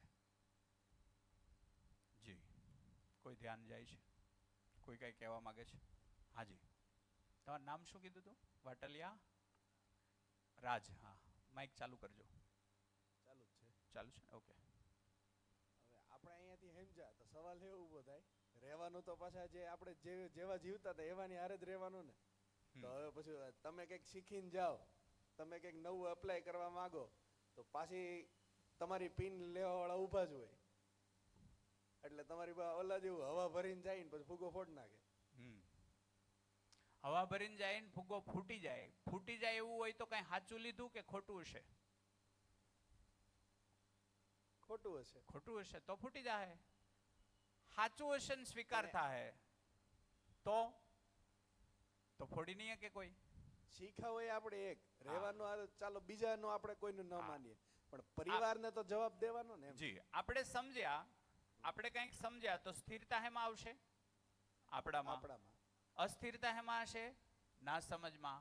પ્રભાવિત કોનાથી કોણે થવું જોઈએ? અસ્થિરતા વાળો સ્થિરતા વાળાથી પ્રભાવિત થાય. ઊંધું થાય તો હું કઈ સમજો કે નથી સમજો? નહીં. વાત પહોંચે છે? એ પહોંચી ગયું. હા, પણ એક સૂત્ર છે એનાથી કદાચ ક્લિયર થશે. સમજદાર માણસ યોગ્ય હોય કે ના સમજ માણસ યોગ્ય હોય? સમજદાર માણસ યોગ્ય હોય, ના સમજ માણસની અયોગ્યતા હોય છે ને. એટલે એક સૂત્ર છે, બીજાની અયોગ્યતાથી અપ્રભાવિત રહેવું. અપ્રભાવિત રહેવું એ જ મારી યોગ્યતા છે.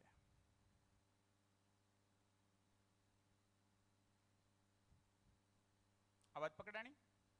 હું કીધું? બીજાની અયોગ્યતાથી અપ્રભાવિત રહેવું એ જ મારી યોગ્યતા છે. કોઈ મને કહી જોવે કે હાલ આપણે 10 કરોડ વાળો ધંધો કરવો છે, હું જાય તો હું એને મહત્વનું માનું છું? પૈસાને? હું એમ કહીશ કે મારા કામનું નથી તો મને પ્રભાવિત કરી શકશે?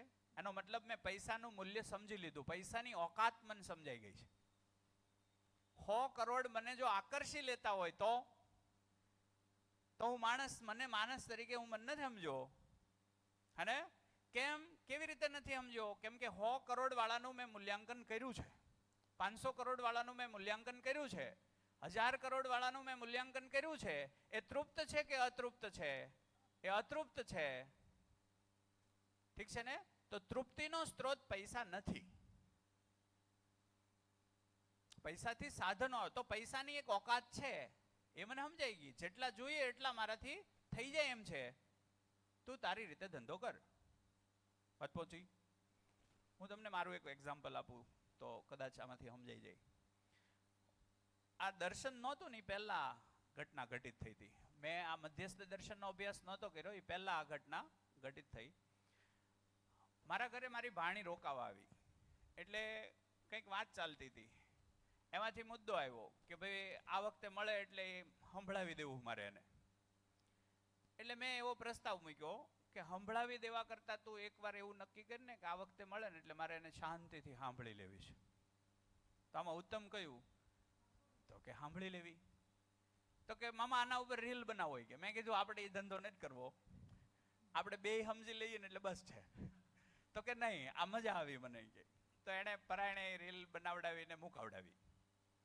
તો ઘણા લોકોએ વ્યૂ આવ્યા, એટલે બીજે વખતે પાછો ફોન કરીને મને કીધું, જુઓ મામા, જોયું તમે અત્યાર સુધીમાં ગમે એટલા વિડીયો મોકલ્યા એમાંથી સૌથી વધારે આ જોવાયો, તો લોકોના ગમ્યું એમ, તમે આ મૂકો. એટલે મને એને થોડોક ચસ્કો ચડાવ્યો. એટલે મેં પછી આપણી પરંપરાઓ હોય ને બધી, શ્રીફળ શું કામ વધેરીએ, મીંડોળ શું કામ બાંધીએ, આવા પરંપરામાં જે અમુક મુદ્દાઓ છે કે જે તર્ક આધારિત ચાલે છે, અત્યારે અમુકના તર્ક નથી રહ્યા છતાં એ ચાલે છે, તો એના ઉપર પરંપરાના વિડીયોઝ મેં બનાવવાનું ચાલુ કર્યું. એટલે એમાં પુષ્કળ વ્યૂ આવવા માંડ્યા, ફોલોવર્સ મારા વધ્યા, એટલે ફેસબુક ઉપર 83,000 ફોલોવર્સ, અને ખબર ન રહી એમ બધું હાલ્યું.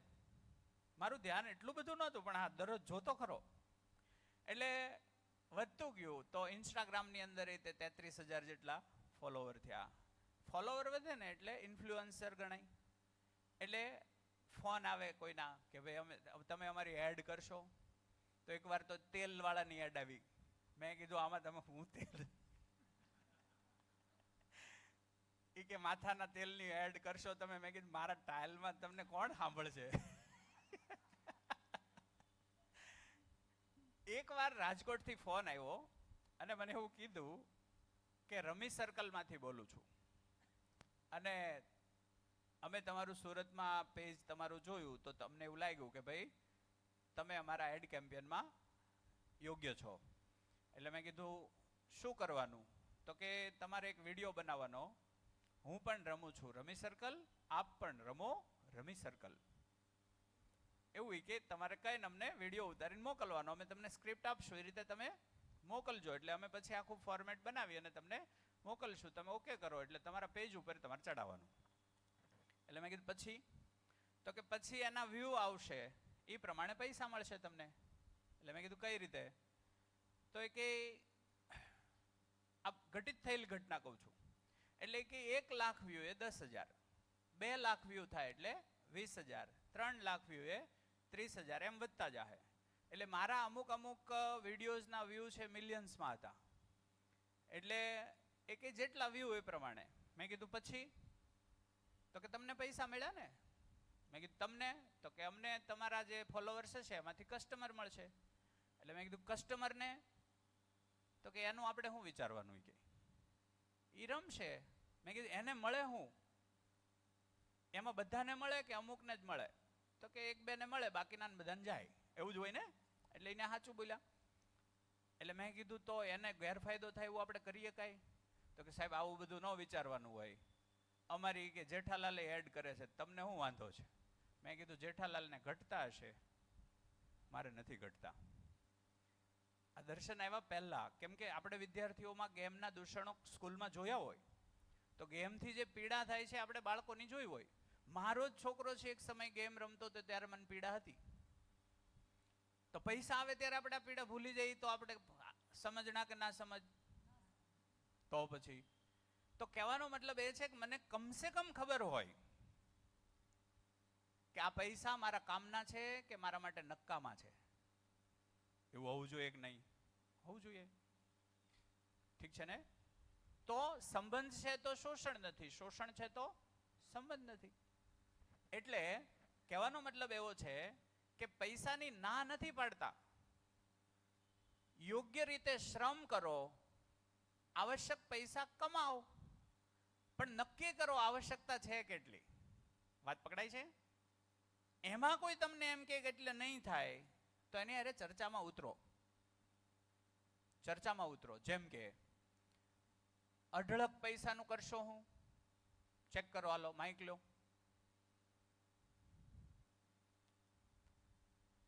અઢળક પૈસાનું કરશો શું? બિઝનેસ છે, સુખ સુવિધા, સાધનો. સુખ સુવિધા, સાધનો લાવશો. સાધનોમાં શરીરની સગવડતા વધારશો ને? હા. ખાવા પીવાનું એમાંય તે તમે મતલબ એક જે થોડીક હોટલોમાં જઈએ તો સારી હોટલોમાં જ. સારી હોટલોમાં જશું, ખાવા લાયક એ ખાશું, અને પૈસા આવશે એટલે બેય થાય ને? એ તો અત્યારે નથી ખબર, પછી ત્યારે થાય કે ન થાય? થાય. અચ્છા, નહીં ખાવા લાયક ખાવાથી મારું શરીર બગડશે કે સારું રહેશે? બગડશે. શરીરને મારે સારું રાખવું છે કે બગાડવું છે? સારું રાખવું છે. બીજું, અતિશય દોડ માટે તમે સૂશો કે નહીં સૂવો? નહીં સૂઈએ. ઊંઘ આવશ્યક છે કે નહીં? જરૂરી છે. તો ઊંઘને છોડીને તમે દોડમાં પડ્યા છો, એ દોડમાં ડાયાબિટીસ આવી જ કે નથી આવી? તો દોડ કેટલી દોડવી? હું શરીરની તંદુરસ્તી માટે કામ કરીશ કે શરીરને બગાડીને પછી પાછું સારું કરવામાં પૈસા વાપરીશ? તો તર્કપૂર્વક જાઓ તમે, તો અતિશય પૈસાનો તમારી પાસે એક પણ જગ્યાએ જવાબ નહીં હોય. તર્કપૂર્વક હાલશો તો. આંખ મીચીને દોડવું છે એના માટે તો રસ્તો છે જ, એને કોઈ રોકવાનું નથી. જાઓ. હા, દોડો એટલી જગ્યા તમારી. ઠીક છે ને? હું લવજીભાઈ હમણાં થોડા દિવસ પહેલા એક ઇન્ડસ્ટ્રીયલ વિસ્તારમાંથી બહાર નીકળ્યા. એટલે ઇન્ડસ્ટ્રીમાં જઈને તો એમ થાય કેટલું ડેવલપમેન્ટ. બહાર નીકળ્યા ને ત્યાં ખાલી જમીન ચાલુ થઈ. તો મેં કીધું આ ખાલી જમીનની ક્યાં તાણ છે?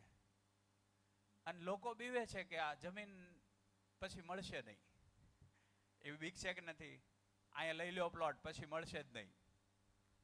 અને વેચવા વાળા આપણને એ રીતે દેખાડે કે ભાઈ અહીંયા તમે નહીં તો પછી તો ભાવ વહી જવાના આસમાને નાન તેન વગેરે. તમે એક અંદાજ લગાવો તો કે માણસ આ ધરતીનો કેટલા ટકા હિસ્સા પર વસવાટ કરતો હશે? અંદાજ લગાવીને કહો તો કેટલા ટકા હિસ્સા પર, જમીનના કેટલા ટકા હિસ્સા ઉપર માનવ વસવાટ હશે? વાત પહોંચી? આ ધરતીના કેટલા ટકા હિસ્સા જમીન ઉપર માનવ વસવાટ કરતો હશે? ઘણાને એવું છે ને કે જમીન હવે પછી મળશે જ નહીં. ઘણા તો રાજથી હોતા નથી. જમીનનો ભાવ જ્યાં પહોંચ્યો છે હવે તો એનાથી ઉપર જ રહે, હેઠે આવશે જ નહીં. તો ક્યારેક સર્વે તો કરીએ કે એક્ઝેક્ટલી વાસ્તવિકતા શું છે? તો શું લાગે છે કેટલા ટકા જમીન રેસિડેન્ટમાં માણસે વાપરતો હશે? 10%? ઓકે, 10. જી, 1% કરતા ઓછું.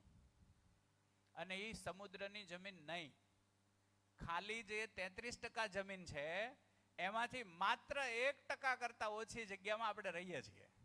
તો જમીન ખૂટી જાય એવી ક્યાંથી બીક આવી? આપણે સમજદાર કે ના સમજ, કોઈ આપણને પ્રભાવિત કરી લીધા, એમાં આપણું શોષણ થાય કે પોષણ?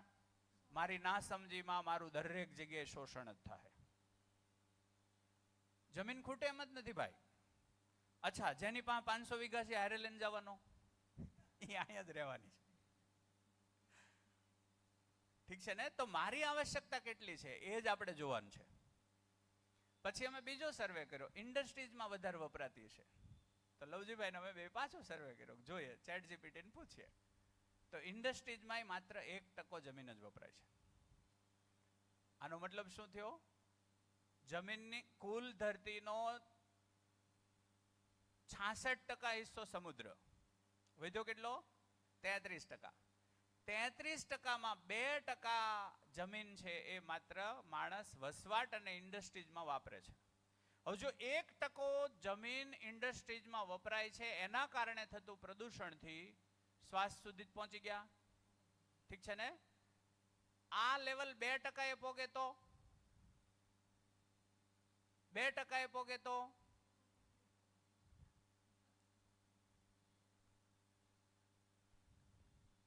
બધી રીતે વિચારવું જોઈએ. યોગ્યતાનો મતલબ યોગ્યતા. તમારી પાસે બધા જ જવાબ હોય મતલબ બધા જ જવાબ હોય, તો જ ડર જાય. નહીતર તો ડરેલી હાલતમાં મરવાનું. ઠીક છે ને? વાત પહોંચી? તો મારી યોગ્યતા અત્યારે કેવું હોય, હજી આપણને રસ્તા ન દેખાય. જેમ જેમ આખું દર્શન સમજશું, આખી વાત સમજાશે, પછી તમારામાં વાત કરવાની ક્ષમતા આવી જાય. એટલે ત્યારે પછી બધા જ જવાબ હશે. બધા જ જવાબ. કોઈ સામો કોઈ પણ સવાલ કરે આપણી પાસે જવાબ એ માટે નથી મેળવવાના કે બીજાને હરાવવા, પણ બધા જવાબ હશે. હરાવવા માટે નથી મેળવવાના. આપણે અહીંયા કંઈક લેવા આવ્યા છીએ. યસ, આપણે જે લેવા આવ્યા છીએ એ આપણને મળી ગયું. હા. તો પણ જ્યારે સમજો કે બહાર નીકળે ત્યારે પરિવાર વાળા જ, હા, મતલબ શરૂઆત ત્યાંથી જ થશે. તો તર્કપૂર્વક સંવાદ થાય કે ન થાય? હા, સંવાદ શરૂ થશે. સંવાદ થાય ને? સંવાદ થશે તો જેની પાસે જવાબ હશે એ ન્યા જ આવીને અટકશો કે બીજે ક્યાંય? ત્યાં જ આવીને તો વિચારશે કે નહીં વિચારે કે આ છોકરો વાત તો સાચી કરે છે. તો આજ નહીં તો કાલે, કાલે નહીં તો 5 દિવસ પછી. સત્યનો અસ્વીકાર અસંભવ છે, પણ સત્ય મારી પાસે હોવું જોઈએ.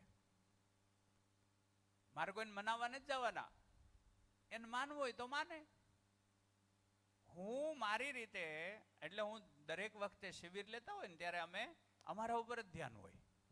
અહીંથી તમે હું લઈને જાઉં છો એની અરે મને કોઈ મતલબ નથી. હું જેટલી વાર શિબિર કરું એટલી વારે મારી અંદર જે પ્રોસેસ થાય છે, એમાં મારો જે સ્વીકાર થાય છે, એનાથી મારી જે સ્થિતિ બને છે, એ સ્થિતિ માટે આ છે. એમાં જો તમને કઈ બાય પ્રોડક્ટમાં મળી જતું હોય તો ખુશાલી. વાત પકડાણી? તો હું જ્યારે પ્રસ્તુત થાઉં ઘરમાં, ત્યારે હું મારી વાત છે જો સમજો હશ પૂરી, તો એ વાત સાથે જ રહેશો કે અસત્યનો સ્વીકાર કરશો? સ્વીકાર તો સત્યનો જ થશે. આજ સુધી શું થયું છે? સત્ય ઘરમાં છે જ નહીં. સત્ય ઘરમાં છે જ નહીં. એટલે જેમ કે હું તમને પૂછું, ખોરાકનું સત્ય શું? ખાવું. ખોરાકનું સત્ય શું? કારણ શું? એને શું કામ ખાવું? ઉર્જા મળે. ઉર્જા મળે. તો આપણે ઉર્જા માટે ખાઈએ છીએ કે સ્વાદ માટે? સ્વાદ માટે. તો સત્ય પકડાણું કે નથી પકડાણું? નથી પકડાનું. ઘરમાં બધા સ્વાદ આધારિત હાલે છે કે પોષણ આધારિત? સ્વાદ આધારિત. સ્વાદ આધારિત. સત્યો નથી પકડાતા એટલે અચ્છા, સ્વાદ કોને કયો ગમે એ નક્કી થાય? નહીં. નહીં. ફરી જાય. ફરી જાય. હવે તો પાછું સ્વાદમાંથી સન્માનમાં વહી ગયું ખોરાકનું સત્ય. અમે ક્લાસમાં ચર્ચા કરતા હતા, તો એક દીકરીએ એનું ધ્યાન ગયું એટલે તરત મને કહે, સર તમે કહો છો કે ખોરાકનું સત્ય પોષણ, એ તો પરફેક્ટ છે. અચ્છા, આજથી 5000 વર્ષ પહેલા ખોરાક શું કામ લેવાતો હતો? પોષણ માટે. આજે શું કામ લેવાવો જોઈએ? આવતીકાલે શેના માટે લેવાવો જોઈશે? પોષણ માટે. જે સ્વાદ આધારિત ગયા એને શરીર બગાડ્યા કે સુધાર્યા? તો સત્ય કંઈક અસ્તિત્વમાં જે કંઈ છે એનું હોવાનું કારણ છે. એ કારણને સમજી લેવું એટલે જાણી લીધું કહેવાય. એ નહીં જાણો તો અસત્યને સત્ય તરીકે સ્વીકારશો એટલે સમસ્યા આવશે, આવશે ને આવશે. અસત્યથી સમસ્યા આવે. એટલે એક દીકરી મને કહે કે જનકભાઈ, હવે તો ખોરાકનો આધાર સ્વાદ કરતાંય ઊંચો વહી ગયો, સન્માન. એટલે મેં કીધું એ કઈ રીતે? તો કે પોષણ ખીચડી આપે, પણ ખીચડીનો કોઈ ફોટો પાડીને ફેસબુક પર મૂકશે નહીં. ડોમિનોઝમાં જશે તો મૂકશે. એટલે બીજે દિવસે ક્લાસમાં એની ચર્ચા થાય કે તમે કાલે ડોમિનોઝમાં ગયા હતા, તો સ્વાદે નથી રહ્યો.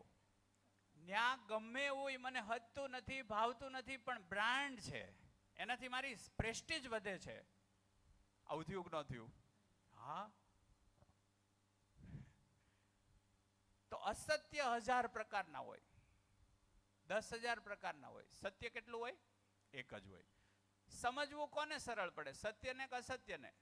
સત્યને સમજવું સરળ પડે. અસત્ય ક્યારેય સમજાય નહીં, એ તો ફરી જાય. ઠીક છે ને? હાજી. આપણે સ્વાદની વાત થઈ તો એક સમજો કે સત્ય છે કે પોષણ વાળો ખોરાક લેવો જોઈએ. જી. તો સમજ્યા પછી આપણને નવા સ્વાદની ઈચ્છા જ નહીં થાય. એટલે આને આપણે એવી રીતે લઈએ કે મારું ધ્યાન પોષણ ઉપર વહી જાય ને તો ખીચડી અટકે નહીં. ખ્યાલ આવ્યો કે નહીં આવ્યો? જેમ કે આ શરીર મારે ટકાવવું છે કે નહીં? હા. ટકાવવું છે કે નહીં? આ શરીર દ્વારા મારે શું મેળવવું છે? આ શરીર દ્વારા મારે શું મેળવવું છે એ મારા ધ્યાનમાં અત્યારે છે કઈ? નહીં. એટલે શરીરને ટકાવવું છે કે નહીં એનો પ્યોર આન્સર નથી. એટલે હું અનાપ શનાપ ખાઈશ. મારું ધ્યાન જ્યારે એમ થઈ જાય કે આ શરીર દ્વારા મારે કંઈક મેળવવાનું એ મને સ્પષ્ટ છે, એના માટે આ શરીર આવશ્યક છે, આ શરીરની આવશ્યકતા માટે પોષણ આવશ્યક છે, સ્વાદ બાયફર્ગેટ થઈ જાય એટલે ઓટોમેટિક સારું હોવું હોય એનો સ્વીકાર થાય. ઓટોમેટિક. એટલે સ્વાદ ઉપરથી ધ્યાન હટી જશે, ઓટોમેટિક હટી જશે. પણ એનાથી ઊંચી એક સૂત્ર છે, વધુ અગત્યનું પકડાઈ જાય એટલે ઓછું અગત્યનું છૂટી જાય. વધુ અગત્યનું પકડાઈ જાય એટલે ઓછું અગત્યનું છૂટી જાય. મને આ શરીર હોવાનું કારણ સમજાઈ જાય ને એના દ્વારા જે મને મળવાનું છે એનો રસ મને આવવા માંડે. એ રસ સ્વાદ કરતા ઊંચો હોય તો સ્વાદનો રસ નોર્મલ થઈ જાય એટલે પોષણ ઉપર ધ્યાન વહી જાય. વાત પહોંચે છે? શું એટલે તમારે જે લેવું છે અગત્ય, તમને એનું અગત્ય કેટલું છે સમજાઈ જશે. પછી સ્વાદની ઈચ્છા તોય થશે પણ એ તમને ધ્યાન જ નહીં દે. ધ્યાન નહીં રહે. થોડું ખારું મોળું હશે તોય ચાલી જશે. અત્યારે જેમ ધબાધબી બોલે છે એવી નહીં થાય. ઠીક છે ને? એ સહજ થઈ જશે કે ભાઈ હા એક મીઠું થોડુંક ઓછું છે તો એમાં કઈ મરીને જ જવાનો એ ભાગ હોય. અલગથી માંગીને ખાઈ લો, બહુ વાંધો નહીં આવશે. ખાવાનું છે જ, અને સારા સ્વાદ સાથે જ ખાઓ. સ્વાદને છોડવાની વાત નથી, પણ સુગંધ નાખીને ખરાબ ખાવા જેવું ઈ ખાઈ લઉં છું. એક ભેંસને ઘાસ અને મંચુરિયન નાખીએ તો હું ખાય? ઘાસ, આપણે મંચુરિયન. ખીચડી અને મંચુરિયન નાખીએ તો? મારી ચોઈસ ખીચડી છે. હા, મોટા ભાગનાની શું થતી જાય છે? મંચુરિયન. મંચુરિયન. ઠીક છે ને? તો મારું ધ્યાન એના ઉપર છે? પોષણ ઉપર કે પેલા ઉપર? સ્વાદ પર? સ્વાદ ઉપર. સ્વાદ પર. એક ભેંસને ખબર છે કે અમારા કામનું નથી. હું એ ઓળખી નથી શક્યું કે અમારા કામનું છે કે કામનું નથી. કેમ? મેં આને માની લીધું છે કે આજ તો જિંદગી છે, સ્વાદથી ઊંચું હોય હું, સ્વાદની મજા લો, એ તો જિંદગી છે, એ આપણે માની લીધું છે. જાણી લીધું કાંઈ એનાથી ઊંચું કાંઈ મને મળ્યું છે તો કે નહીં, તો સ્વાદમાં રમો. એનાથી ઊંચું મળે. આપણે છઠ્ઠા દિવસે જીવન ક્રિયા ચાલશે ને ત્યારે રસ આવશે. રસ, આસ્વાદન શું છે ને એ ક્રિયા સમજાશે. એ ક્રિયામાં તમને આ ભાગ તરત દેખાશે. અચ્છા, આને આપણે સાદી રીતે જોઈએ. એક જગ્યાએ તમે પાણીપુરી ખાવ છો, તો તમે પાણીપુરીનો રસ લ્યો છો કે વિશ્વાસનો? એટલે સમજાણું નહીં. ન સમજાણું ને? શરીર હેનો રસ લે? પાણીપુરી. પાણીપુરીનો. જીવન હેનો રસ લે? વિશ્વાસનો. કેવી રીતે? ધારો કે કોઈએ તમને એમ કીધું કે એ ભાઈ પાણીપુરીમાં એવું કંઈક ભેળસેળ કરે છે કે જેના કારણે તમને પ્રોબ્લેમ થઈ શકે આગળ જતા. હવે તમે ખાશો? નહીં. હવે રસ આવશે એ પાણીપુરીનો? નહીં. નહીં આવે. આનો મતલબ શું થયો? જીવન વિશ્વાસ પીવે છે. કે આ જીવન હરખું જ વિશ્વાસ બનાવે પીવે છે, એને વિશ્વાસનો જ રસ આવે અને પાણીપુરીનો રસ ન આવે. તો જ્યાં વિશ્વાસ હશે ત્યાં જ એ પછી ખાહે. વાત પોગી? તો વિશ્વાસમાં બાથી ઉત્તમ કઈ હોય તો બા પાસે જ ખાહે. પકડાય છે વાત? ક્લિયર થાય છે? જીવન વિશ્વાસ પીવે. એટલે તમને જુઓ, જ્યાં ભેળસેળ વાળું હોય ત્યાં પછી ક્યાં રસ આવે છે? નથી આવતો. ઓબકો આવે ઉલટાનો. આમાં બીક લાગે કે નહીં? એ ડર અવિશ્વાસનો છે. પછી એ ખાધું હોય તો એમ થાય કે ખાવા જેવું નહોતું ને હાલું ખાધું. તો જીવન સમજાઈ જશે ને, જીવન સમજાશે એટલે બધું ખુલવા માંડશે. ઠીક છે ને? જીવન ખુલશે એટલે બધું જ ઓપન થશે. ઠીક છે? બીજું કોઈ વાતો પહોંચે છે ને? બરાબર પહોંચે છે? ઠીક છે. હા, સરસ. રાજ, રાજ ને? રાજ, ગુડ. બીજું કોઈ વાત કરશે?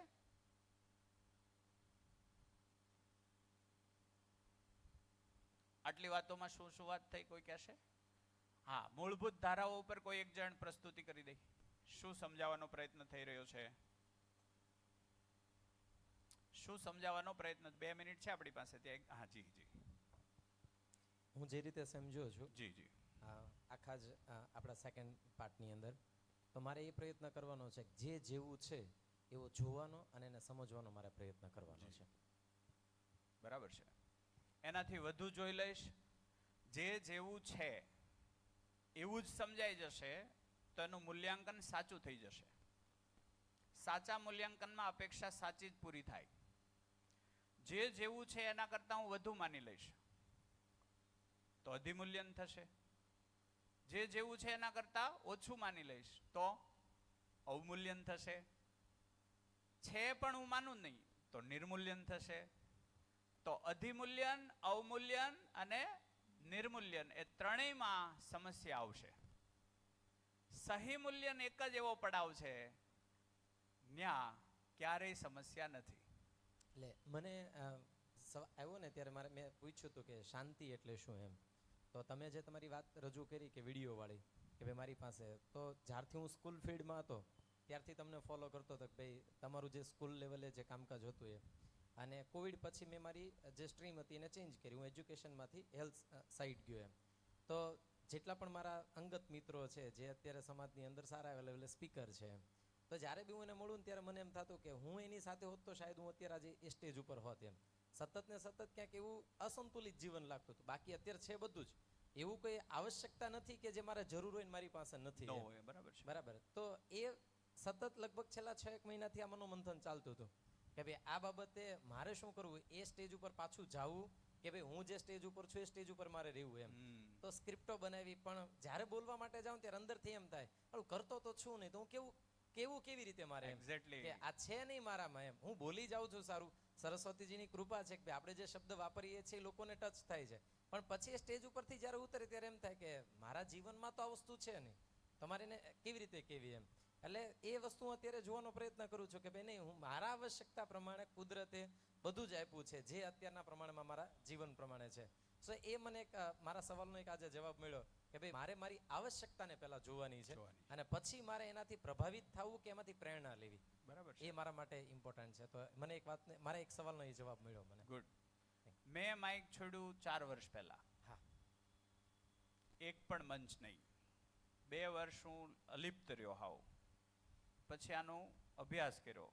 આ અભ્યાસમાં એવું લાગ્યું કે ભાઈ અત્યાર સુધી મેં જે કર્યું એમાં હું તે ગેરમાર્ગે દોરાયો અને ગામને મેં ગેરમાર્ગે દોર્યું.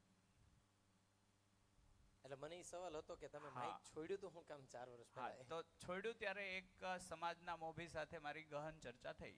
હું ધીમો પડ્યો થોડોક, એટલે મારામાં ચિંતન ચાલુ હતું. તો એણે મને પૂછ્યું કેમ હવે ઓછા દેખાવ છો?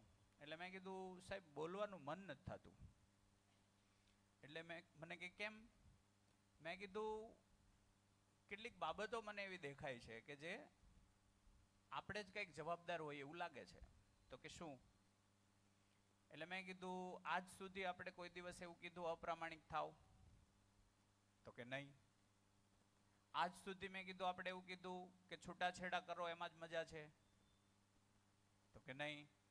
પરિવારને તોડો એવું કઈ કીધું મંચ ઉપરથી? તો કે નહીં. આ મારી એક સમાજ શ્રેષ્ઠી સાથે વાતચીત ચાલતી હતી. પછી મેં કીધું આવું કીધું નથી અને સતત આપણે બોલીએ છીએ, તો બોલીએ છીએ પરિવાર સાથે રહ્યો, બોલીએ છીએ પ્રામાણિક બનો, બોલીએ છીએ નૈતિક રહ્યો, પણ સમાજમાં એ વાત પહોંચતી કેમ નથી? તો કાંઈક ઊંધું ચાલે છે એવું મને લાગે છે એમ. તો મને કે શું ઊંધું ચાલે છે? મેં કીધું સાંભળી શકો તો કહું, મને જે ચાલે છે તમે જોઈ લો એમાં. એટલે કે હા કયો? કેમેરો ચાલુ છે એટલે બોલાય કે નહીં જોવું પડે. એટલે મને કે કયો? મેં કીધું આપણે સમાજ સેવા કરીએ છીએ, તો આપણે અપ્રામાણિક લોકોને સ્ટેજ પર ચડાવવાનો કારણ શું? સેવા જ કરવી છે તો અપ્રામાણિક વ્યક્તિઓને પ્રમોશન શું કામ? અપ્રામાણિકને હું પ્રમોશન આપું, જે વખાણ કરવા લાયક વ્યક્તિ નથી હેને, એના સ્થાને કંઈક માનીને કરે છે. આપણે ખોટા છે એવું નથી, પણ એની કોઈક માન્યતા છે, એ પ્રમાણે દોડે છે. પણ મને દેખાય કે આ યોગ્ય છે. હું પ્રામાણિકતા સમાજમાં ઈચ્છું છું, હું સમાજમાં પ્રામાણિકતા ઈચ્છું છું, અને અપ્રામાણિક વ્યક્તિને હાર પહેરાવવા માટે હું એનું વર્ણન હારું કરું છું, ત્યારે હું કેવો? હું સમાજને કઈ તરફ દોરી જાઉં છું? એટલે હું કન્વિન્સ નથી થઈ શકતો કે હું બોલું. એટલે કે તો મેં કીધું તો આપણે એવું કરીએ કે આ મંચ સામાજિક છે, આમાં પ્રામાણિક માણસોના જ પૈસા લેવું, પ્રામાણિક હોય આવે.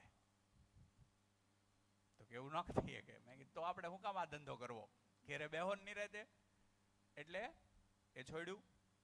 બીજું મેં એવું કીધું કે સમાજમાં જે મંચ આપણે સામાજિક મંચ છે, પટેલ સમાજ હોય, વાળંદ સમાજ હોય, બાબર સમાજ હોય, કંઈ બી સમાજ હોય, ત્યાં સમાજના મોભીઓની વચ્ચે ટાટિયા ખેંચ છે કે બીજું કંઈ છે? એટલે શેરીમાં નથી ન્યાય જાય છે. જેમ કે હું જ મારી અંદર જોઉં તો અમે સીતાનગરમાં રહેતા ત્યારે મને કડવા પટેલ, લેવા પટેલની ખબર નહોતી અને મારે રહેતા હતા. સમાજમાં ગયો પછી મને દેખાણું કે આવું હોય, એટલે પછી મને હું એની જોવાનો નજરિયો બદલી ગયો. તો મેં કીધું હું મંચ ઉપરથી સારું શીખીને ગયો, ખરાબ શીખીને? એ નાગરાજજી છે ને, એ નાગરાજજીનો જે કિસ્સો છે, એને જનોઈ ધારણ કરવાની થઈ. એટલે જનોઈ ધારણ થઈ ને એટલે એને મંત્ર આપ્યા બ્રાહ્મણે કે આવા વ્યક્તિથી દૂર રહેવું, આને ન અડવું, આ તે વગેરે. એ પહેલા એનું કોઈ દી ધ્યાન નહોતું ગયું. હવે એના જ ગામમાં એનો પ્રિય મિત્ર એક, એ અછૂત, હવે રમતા રમતા એ જનોઈને અડી ગયો એટલે જનોઈને અડી ગયો ને તો ઓલા બ્રાહ્મણે કીધું હતું ને એટલે એણે એને જોરથી ધક્કો મારી અને બે નાખી દીધી.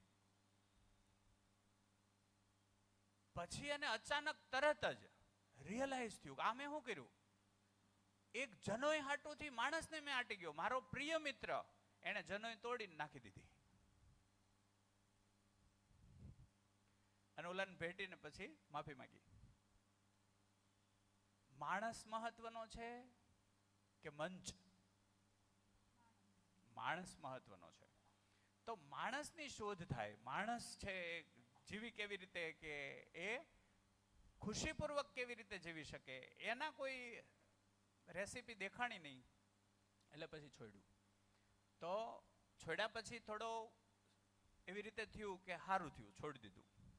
પણ અફસોસ રહેતો કે મેં ઘણું બધું ખોટું કર્યું. પણ આમાં એક સૂત્ર છે, જેમ જેમ હું સમજો ને એમ સૂત્ર આવ્યું અને વાત થઈ કે જાગૃતિના પથ ઉપર કદમ રાખતાની સાથે માનવીના શાપ, તાપ, પાપ, પશ્ચાતાપ બધું જ બળીને ભસ્મ થઈ જાય છે. એ મેં મારામાં રિયલાઇઝ કર્યું કે ગલતી ભૂલમાં થઈ હતી, મને સમજ નહોતી એટલે થઈ. એક સૂત્ર છે કે માણસ ગલતીઓના અધિકાર સાથે જન્મ લે છે, ગલતી કરવાના અધિકાર સાથે જન્મ લે છે, પણ સંપૂર્ણતાની સમજની એનામાં ક્ષમતા છે. બધું જ સમજી શકવાની ક્ષમતા સાથે છે. તો ગલતી ક્યાં સુધી થાય? સમજ નહીં હોય ત્યાં સુધી. એટલે એક સૂત્ર છે, સમજ છે તો ભૂલ નથી, ભૂલ છે તો સમજ નથી. અરે ધન્યવાદ, નમસ્કાર. નીચે જમણવાર કરી અને પાછા નીચે કે હે નીચે જમવાનું છે. જમીને આપણે પાછા 2:30 વાગે સેશન ચાલુ કરશું. અહીંયા નહીં, હાજી જૈન પણ છે આ, હે જે લોકો ડુંગળી લસણ ન ખાતા હોય એ લોકો માટે છે. અલગ છે કે બધું